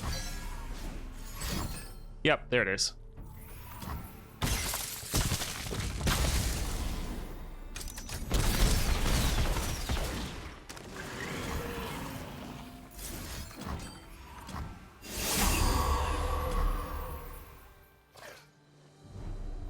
Sure, get an extra mana gem. Is that going to go off twice?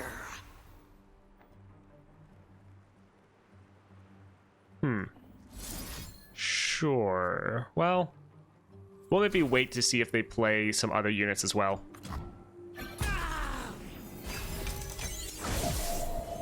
Now they'll pay attention.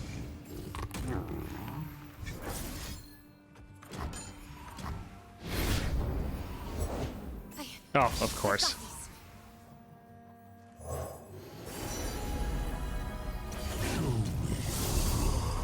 Low dragon.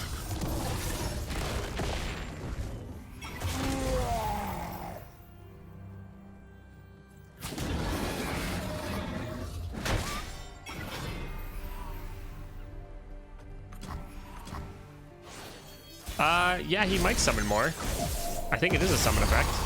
Yep. I do love an audience. All right, GG.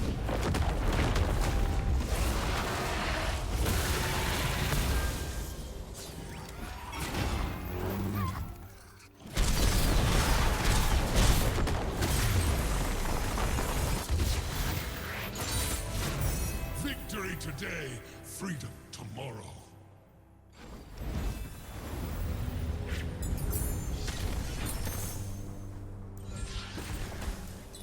Well, Mana Deposit isn't really going to help us.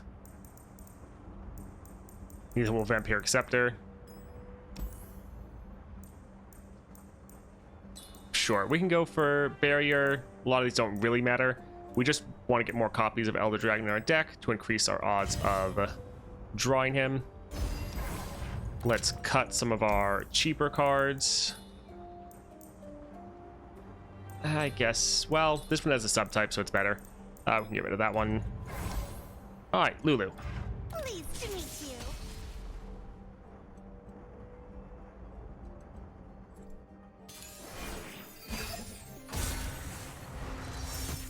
All right, we will get rid of these two.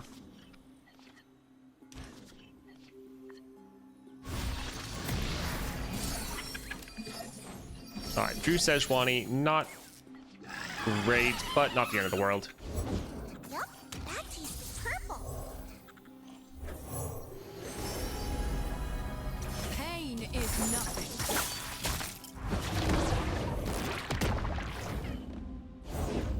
Stop eating or no more walkies.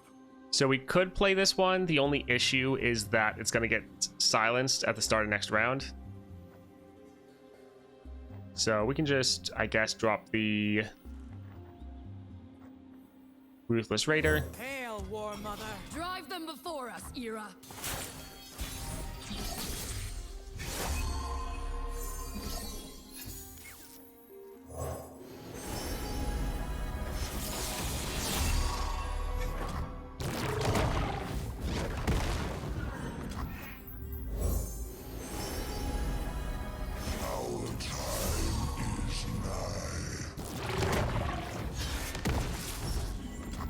Bristle, attack! All right, let's open up with this.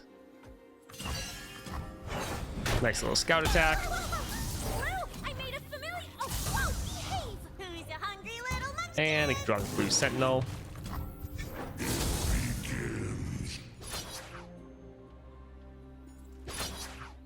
All right, not too bad.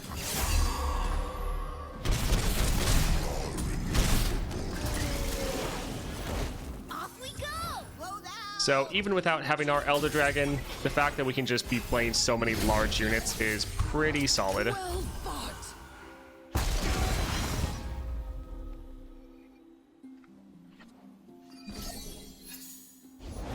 There's nothing a good giggle can't fix. Ooh, look what I did. Please turn me back.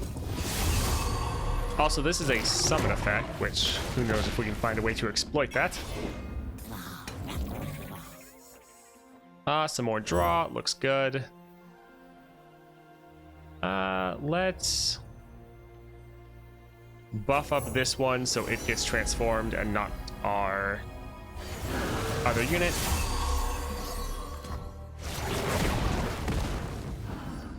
Off we go.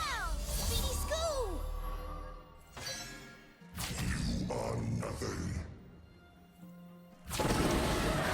All right, so a little sad we don't have an elusive blocker.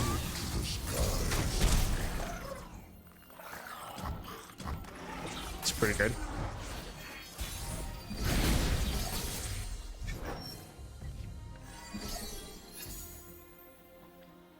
Sure, let's replace this. Get a nice giant scout attack off.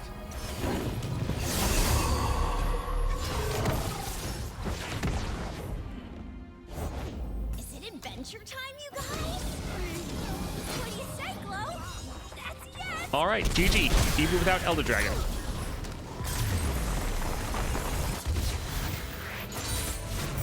We survive!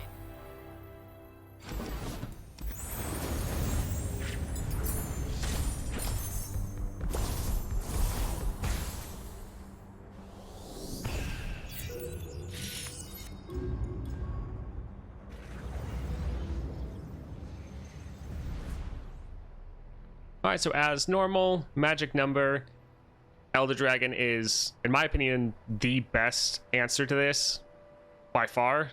The fact that you can play these giant units for just 1 mana, like every round, really, really good. The fact that you can play Elder Dragon for 1 round or even 0 very often, very strong.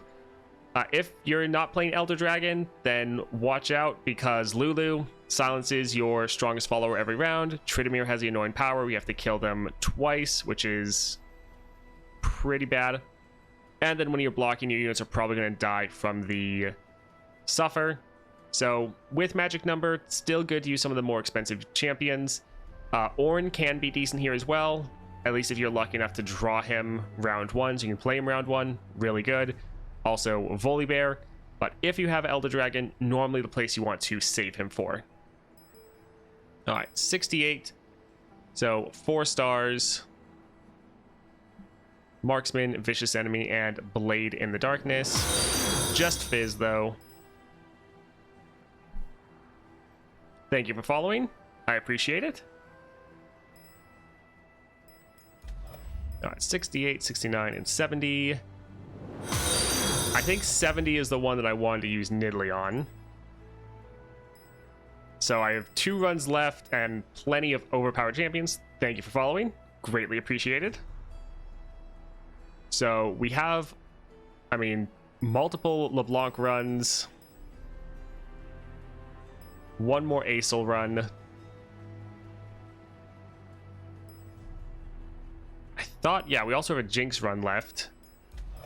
Let's see. This one, or... I think we'll use Jinx for the next one. For LeBlanc, what do you guys recommend other than Guardian Orbs, or should we just stick with Guardian Orbs? And I don't have any other Epic Relic slots unlocked. Although, if you wanted, we could go for, like, Death's Foil and double Stalkers.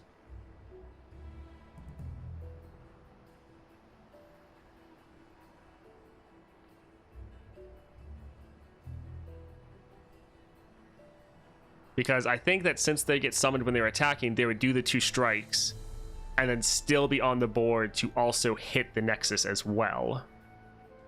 That's how I think that should work.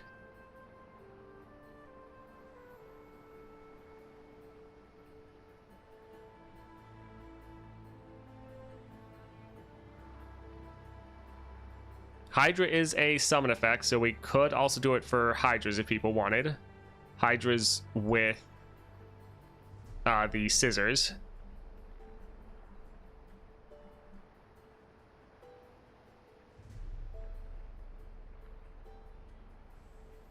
Sure, we can go ahead and try this out, see how it works. Should be able to pretty much annihilate their board with all the copies.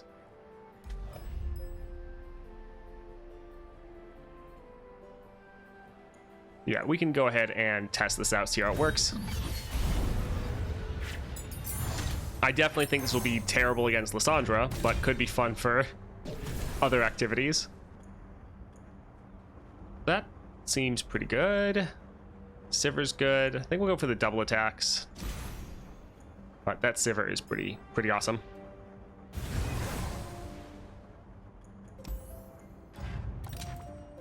So for a lot of relics, if you complete the different quests, like you have chapter quests on the side, if you do those, yeah, let's go for Deathless. A lot of those chapter quests are able to give you relics. If you do all the chapter 2 quests for a lot of your champions, those will give you specific relics. And then clear your weeklies every week because there's 2 reliquaries in there, so that's more ways you can get them. And then for any duplicates you get that get converted into Stardust, you can always be looking through the Emporium because there'll be always 2 rare relics available in there.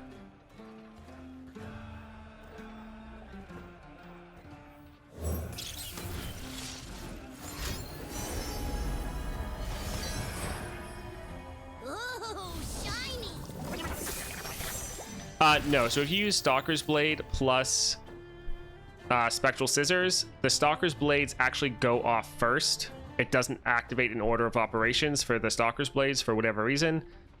So they'll just die, and they won't summon another copy. I'm ready. I tested that already, because I was like, yeah, maybe with the order, they'll just summon an infinite amount that just keeps striking and killing everything.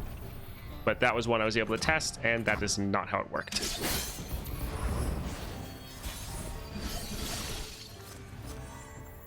All right, so this board is about to just get annihilated. Let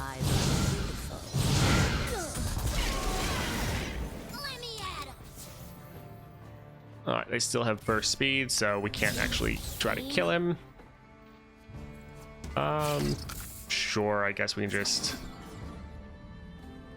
summon that there.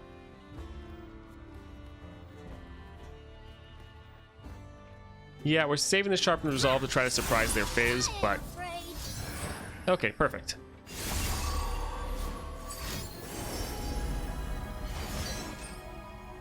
Gimme, gimme.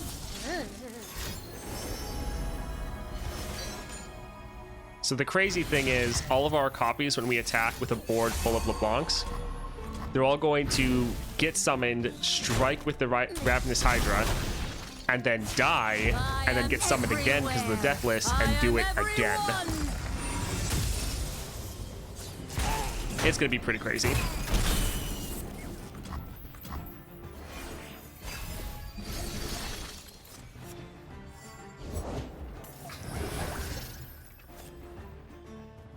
Let's just go ahead and try to kill their elusives.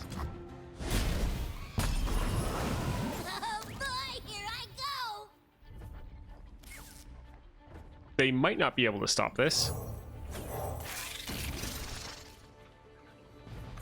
Perfect.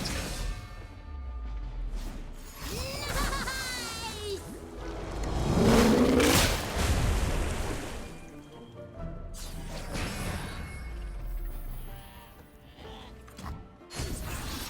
Alright, so we'll be able to attack with our LeBlanc, and she should be able to absolutely annihilate. We're going to intentionally not kill this one, just so we have a unit to get hit with our attack.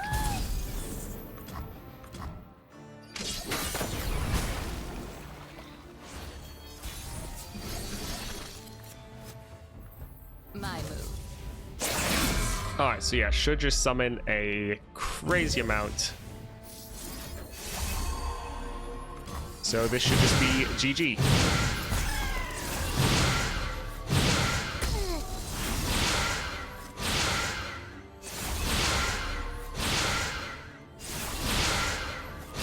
Sadly, we don't really have that many units to actually kill. Still GG. Because yeah, it's about to go up again every time they're summoned, I believe.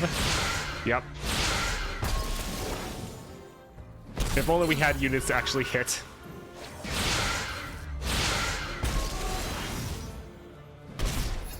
Be seeing you.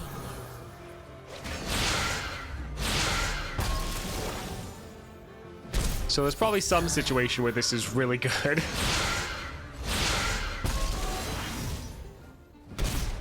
Be seeing you.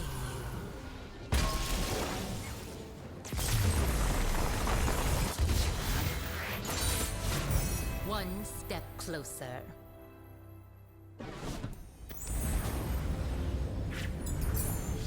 The Ephemerals did die, but they had Deathless, so that's why they died and then were revived on my board.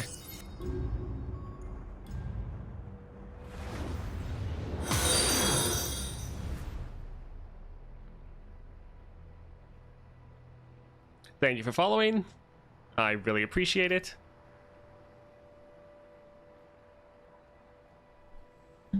Alright, so that one, again, really not too bad. This is, honestly, for the last 10, this is like the easiest challenges we've had in months. So, pretty crazy. Yeah, it's a 4-star Fizz, not that big of a deal. He's going to be able to hit you with Blade in the Darkness because you're probably not going to be able to block all the Ephemerals. Also, with the Crackshot Corsair, getting free hits off. They're going to be hitting your Nexus. None of their units are that big, though, so it doesn't really matter. Yeah, really not going to be a difficult one for this late. Just, again, play a solid champion. You should be fine here. Trying to do my dailies at the same time while you do yours. Hardest part is my champ levels aren't as high. Yeah. Thank you for following. Greatly appreciated. So 69, 4.5 stars. Butcher's Block, Vicious Enemy, Welcome to the Murder Bridge, and Hemorrhage. So the biggest thing here is just the Howling Abyss, that they're going to be getting free, well, not free, but level 2 champions. So that will be pretty annoying. We're probably just going to drop our Aurelian Soul here, though.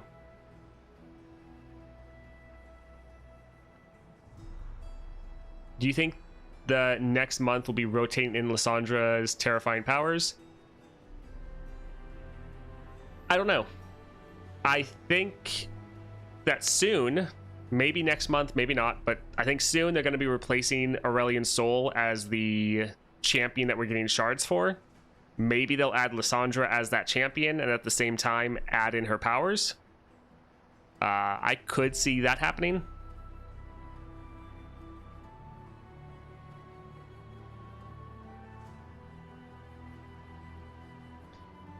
Alright, let's see. I think we'll just go for Aurelian Soul and just try to absolutely annihilate them.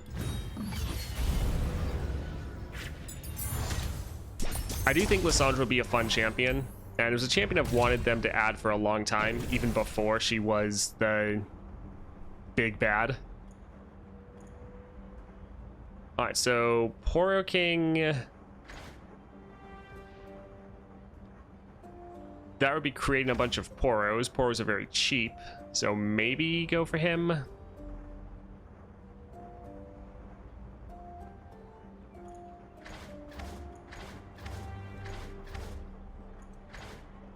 Don't really care about playing him, but yeah, he has... yeah, we'll try to go for the Poro King. Not a great champion, but there's a decent amount of creative cards.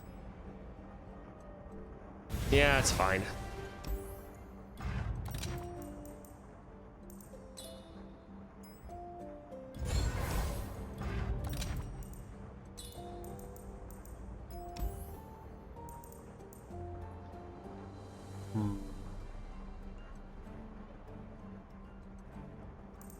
Black Cleaver is good, but it's kind of a win more relic where we're already going to have him on the board. I feel like we're wanting some cost reduction or something.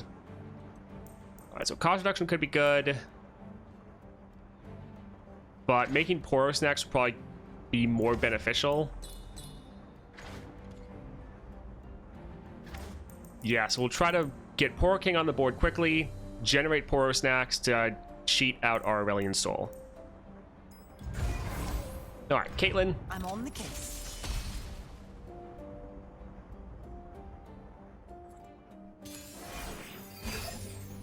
Yeah, Talia is pretty much the only other landmark champ. There's some other champions that have like minor landmark synergy, like Orange summons a landmark at the start of the game, and a couple other ones might have a landmark like in their deck, but she's pretty much the only real landmark deck we have. Me, miss? Not by a long shot.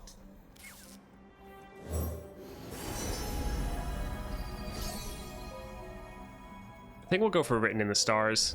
Sunlight guide you, my brethren. They might... oh no, it's too strong. I thought they might kill it, but it goes up to 4. Yeah, like Nidalee has a landmark.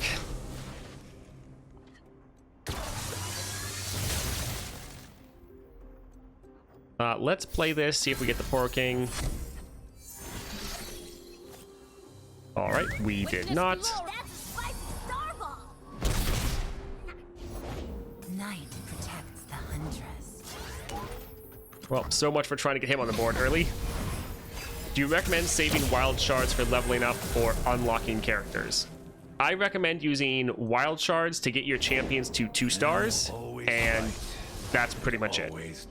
Like, the priority would be like, get champion to 2 stars, unlock new champion, and then at the bottom is get a champion to 3 stars. That's generally how I would use your wild shards.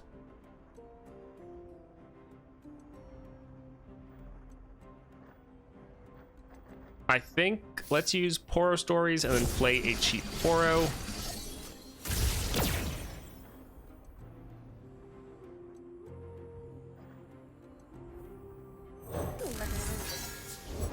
When tribe calls, a reply is proper. Oh, I miss you too.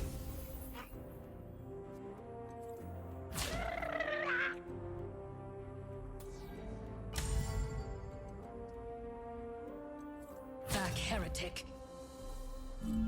Alright, so we'll just try to reduce down the damage we're taking.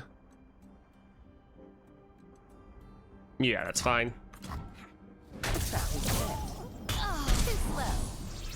Yeah, I don't like playing champions that are below 2 stars.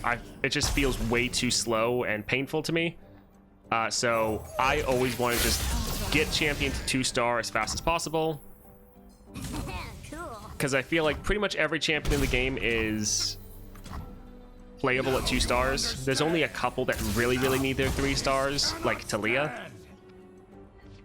So that's why I normally just try to go for the 2 stars before getting anyone to 3 stars. Also, if you get them to 3 stars, then if you get any duplicates, you don't get as much back from it. Yeah, we can play Poro King.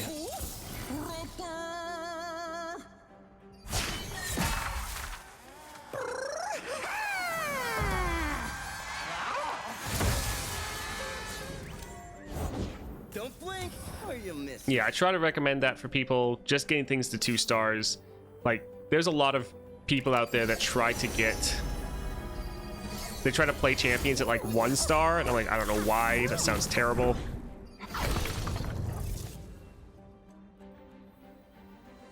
You could say I got a life switch. Darkness and light.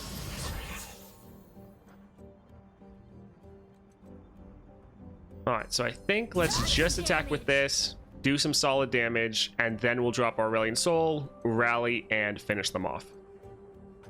Finally, someone cool.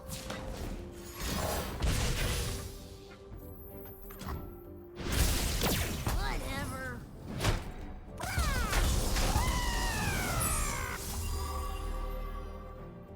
Yeah, like if you like playing underpowered champions and that's fun to you, then more power to you. Go ahead and do that. For me, I find it just more annoying to play without the starting mana. Of stars.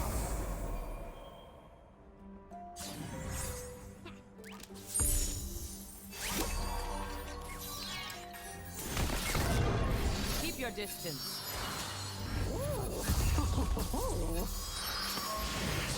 Anyone for some stardust? Yeah. That's the thing with this game is it is very RNG. Like, there is definitely skill involved, but GG, by the way. But people beating Aurelian Soul at low levels, like, the vast majority of it is just luck. Like, you can be as skillful as you want, but if you don't get decent powers, there's not anything you can do.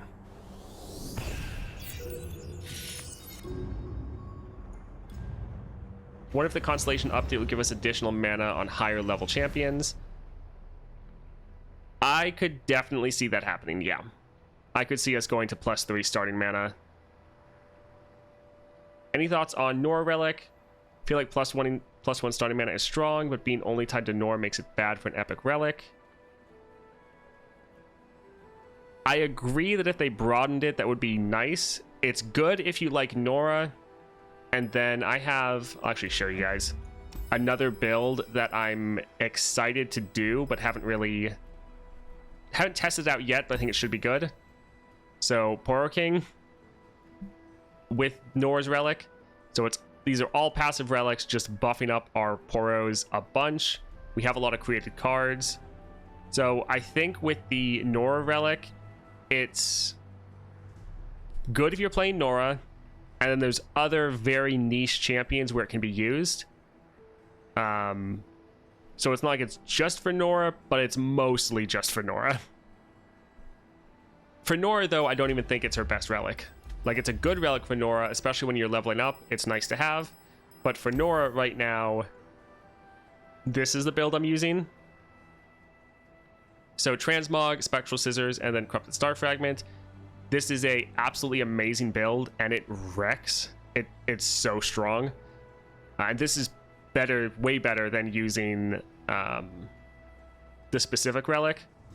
So I think if you want to get the extra shards for Nora, if you want to be able to unlock an epic relic right away, it's good. Her specific relic is another epic relic. It's nice to have for Nora, especially while leveling. It is not at all needed. So if you want to just unlock Nora the old-fashioned way, then I don't think the bundle is as required. Because, yeah, the relic is good, but it's not like it's mandatory. Alright, I think we just have one left, right? Yeah, challenge 70. This is one where we're going to try to bring out our Nidalee. So 4.5 stars, Zed, magic number, vicious enemy, small stuff, and rock too hard. So Nidalee is a decent answer to small stuff. And then we're just going to try to end round 1. So we're using Spectral Scissors, Tempest Blade, and Lost Chapter. Really good OTK build. So last challenge, let's see how we do.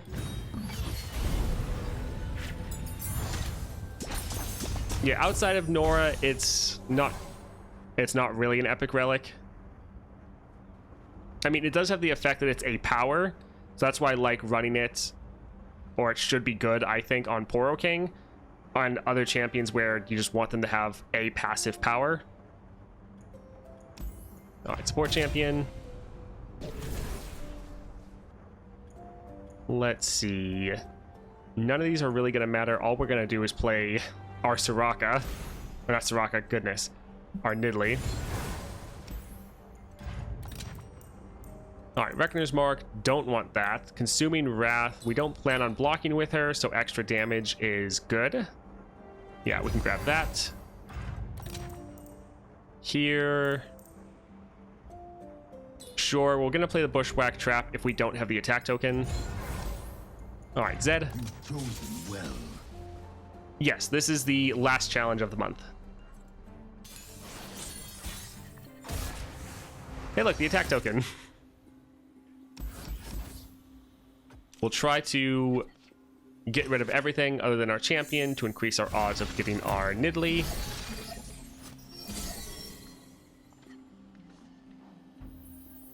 Yeah, hopefully with them saying they're focusing on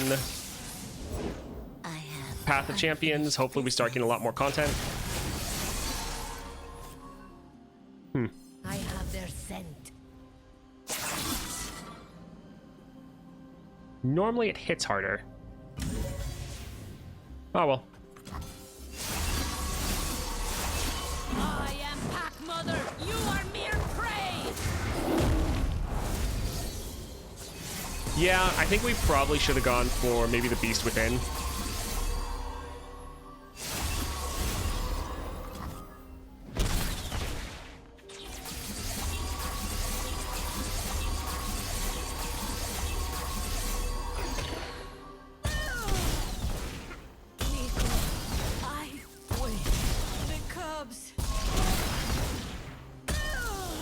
Without a sound. Alright, thank you for playing Zed, just in time to die. Mangle them. Pledge yourself to the shadow. Well, that's annoying.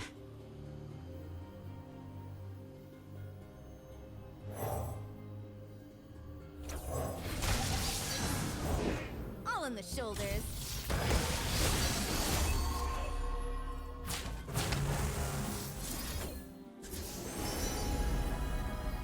So we don't have our rally, which is a little unfortunate. So we'll have to wait for our next attack. Oh, look, we leveled, but yeah, if we...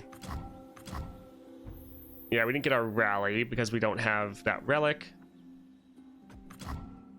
So we're using Spectral Scissors on Nidalee. That's how we got all of that craziness.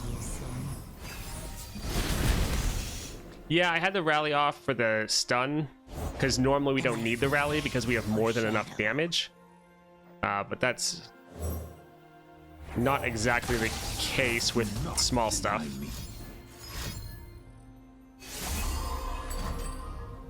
Why are they recalling that? I don't...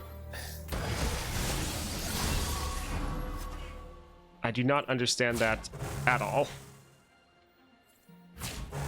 Alright, they're still going to get a strike off with their Zed, because we can't block this, so they'll get damage on our Nexus.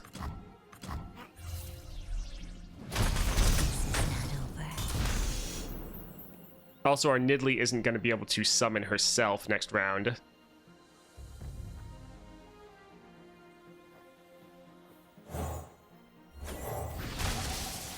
They'll never see me coming.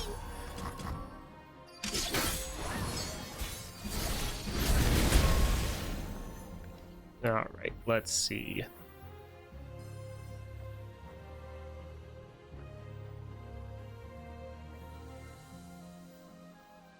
Ah, the sweet smell of science.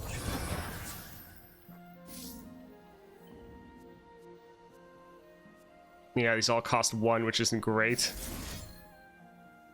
All right, let's try. We want to change them before we attack, so we get the ephemeral copy. All right, we're gonna try to recycle Heimer into something more expensive. For a final piece. So hopefully we have enough to end the game right here. Oh, right. I thought I had the transmog relic. So that was the wrong person to copy, but it's still a game.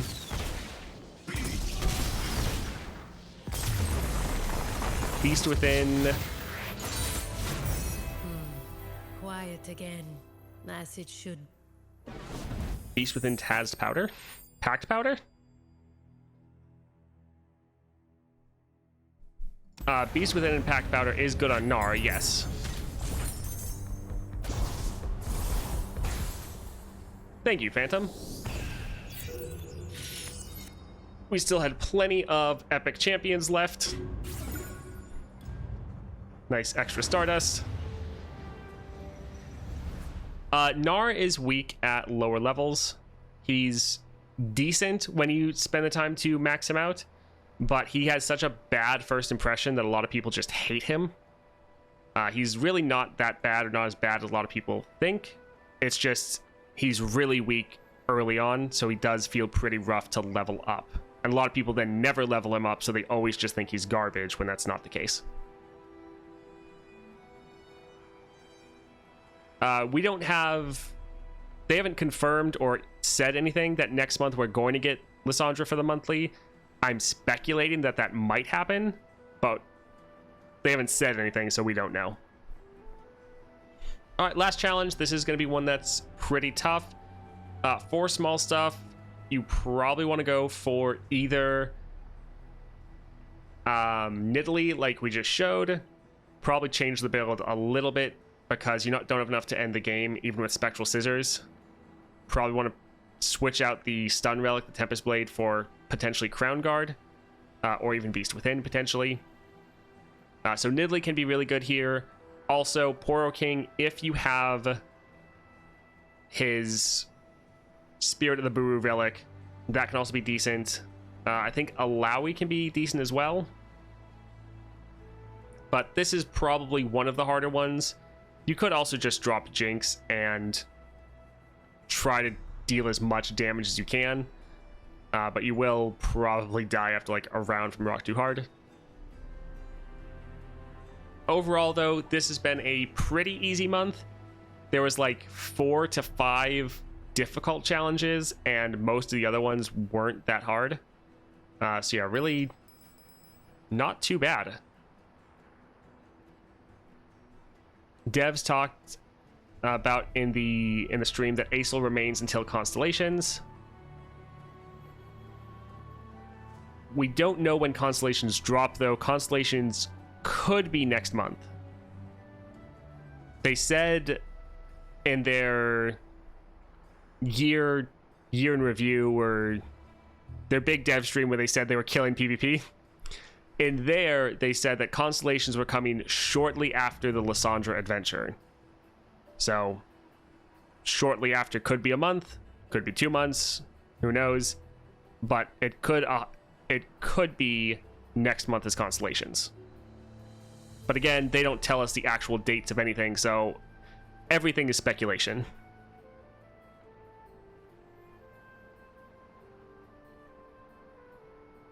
Yeah, there was way too much Zed this month. That was pretty annoying. I feel like we had him at least 6 times, if not more.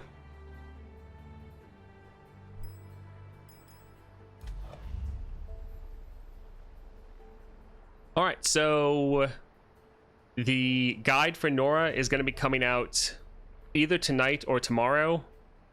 I have a lot of the information done. I just need to film it and edit it. So that will come out today or tomorrow. And then whatever day that doesn't come out, the next video coming out is this right here. You can like kind of see it through chat. Here, I'll move chat over. So 5-minute speedrun video. So that video will be coming up. That was with Nidley and the Spectral Scissors. This was actually a bad time. I got really unlucky and only had the attack token twice starting out. So that's actually kind of slow. I think if you got lucky, you could get this down closer to 3 minutes. I only did it once, and that was the best I got in that one time. But you could definitely get this lower. This is not like the best time possible. All right, let's move this back. It was like there. Yeah. All right, so that's roughly the videos coming out. As far as the stream, tomorrow is going to be our first variety stream. We're playing a reverse Bulletstorm. So if you've played games or heard about games like Vampire Survivors, where you move your character and you just shoot out a whole bunch of projectiles and absolutely annihilate the whole board, it's a game similar to that, but it's a first-person shooter. It looks really fun and interesting. So I'll be doing that tomorrow. The stream will probably be longer. Probably be doing it for more than 1 to 2 hours. So that should be a lot of fun. That will be the variety stream for tomorrow. After that, I'm going to be off for the weekend because I've already been streaming for over a week straight every single day. So going to take the weekend off, and then on Monday, I'll be back at 9, and we'll do more Path of Champions. Path of Champions will probably be at least 3 days out of the 5. I don't know if I'm going to stream on weekends regularly or not. Not streaming this weekend. Don't know if I'll stream other weekends. That's kind of up in the air. But yeah, Path of Champions will be like 3 to 4 days out of the week. And then we'll have like 1 or 2 days where it's a variety stream, showing you guys a new game, hanging out, and just having fun. Have you thought if you would do the monthlies on your lower account? Probably eventually. And some of the times when we're playing Path of Champions on stream, we'll probably be playing on my lower level account, so we can, well, so you guys can see me leveling that up, so you can see me playing on weaker champions and going through some of the earlier challenges. So I plan on streaming from both. Currently, my low level account isn't high enough to even attempt the monthlies, so I can't do it right now. Probably do it eventually. But yeah, that is kind of what's happening the next couple days. I am now going to go and start recording the Nora guide. Try to get that done for tonight, if possible. But it's been nice hanging out with you all. And nice that we finally have those monthlies done. All right. Hope you all have a great day. And I hope to see you all tomorrow.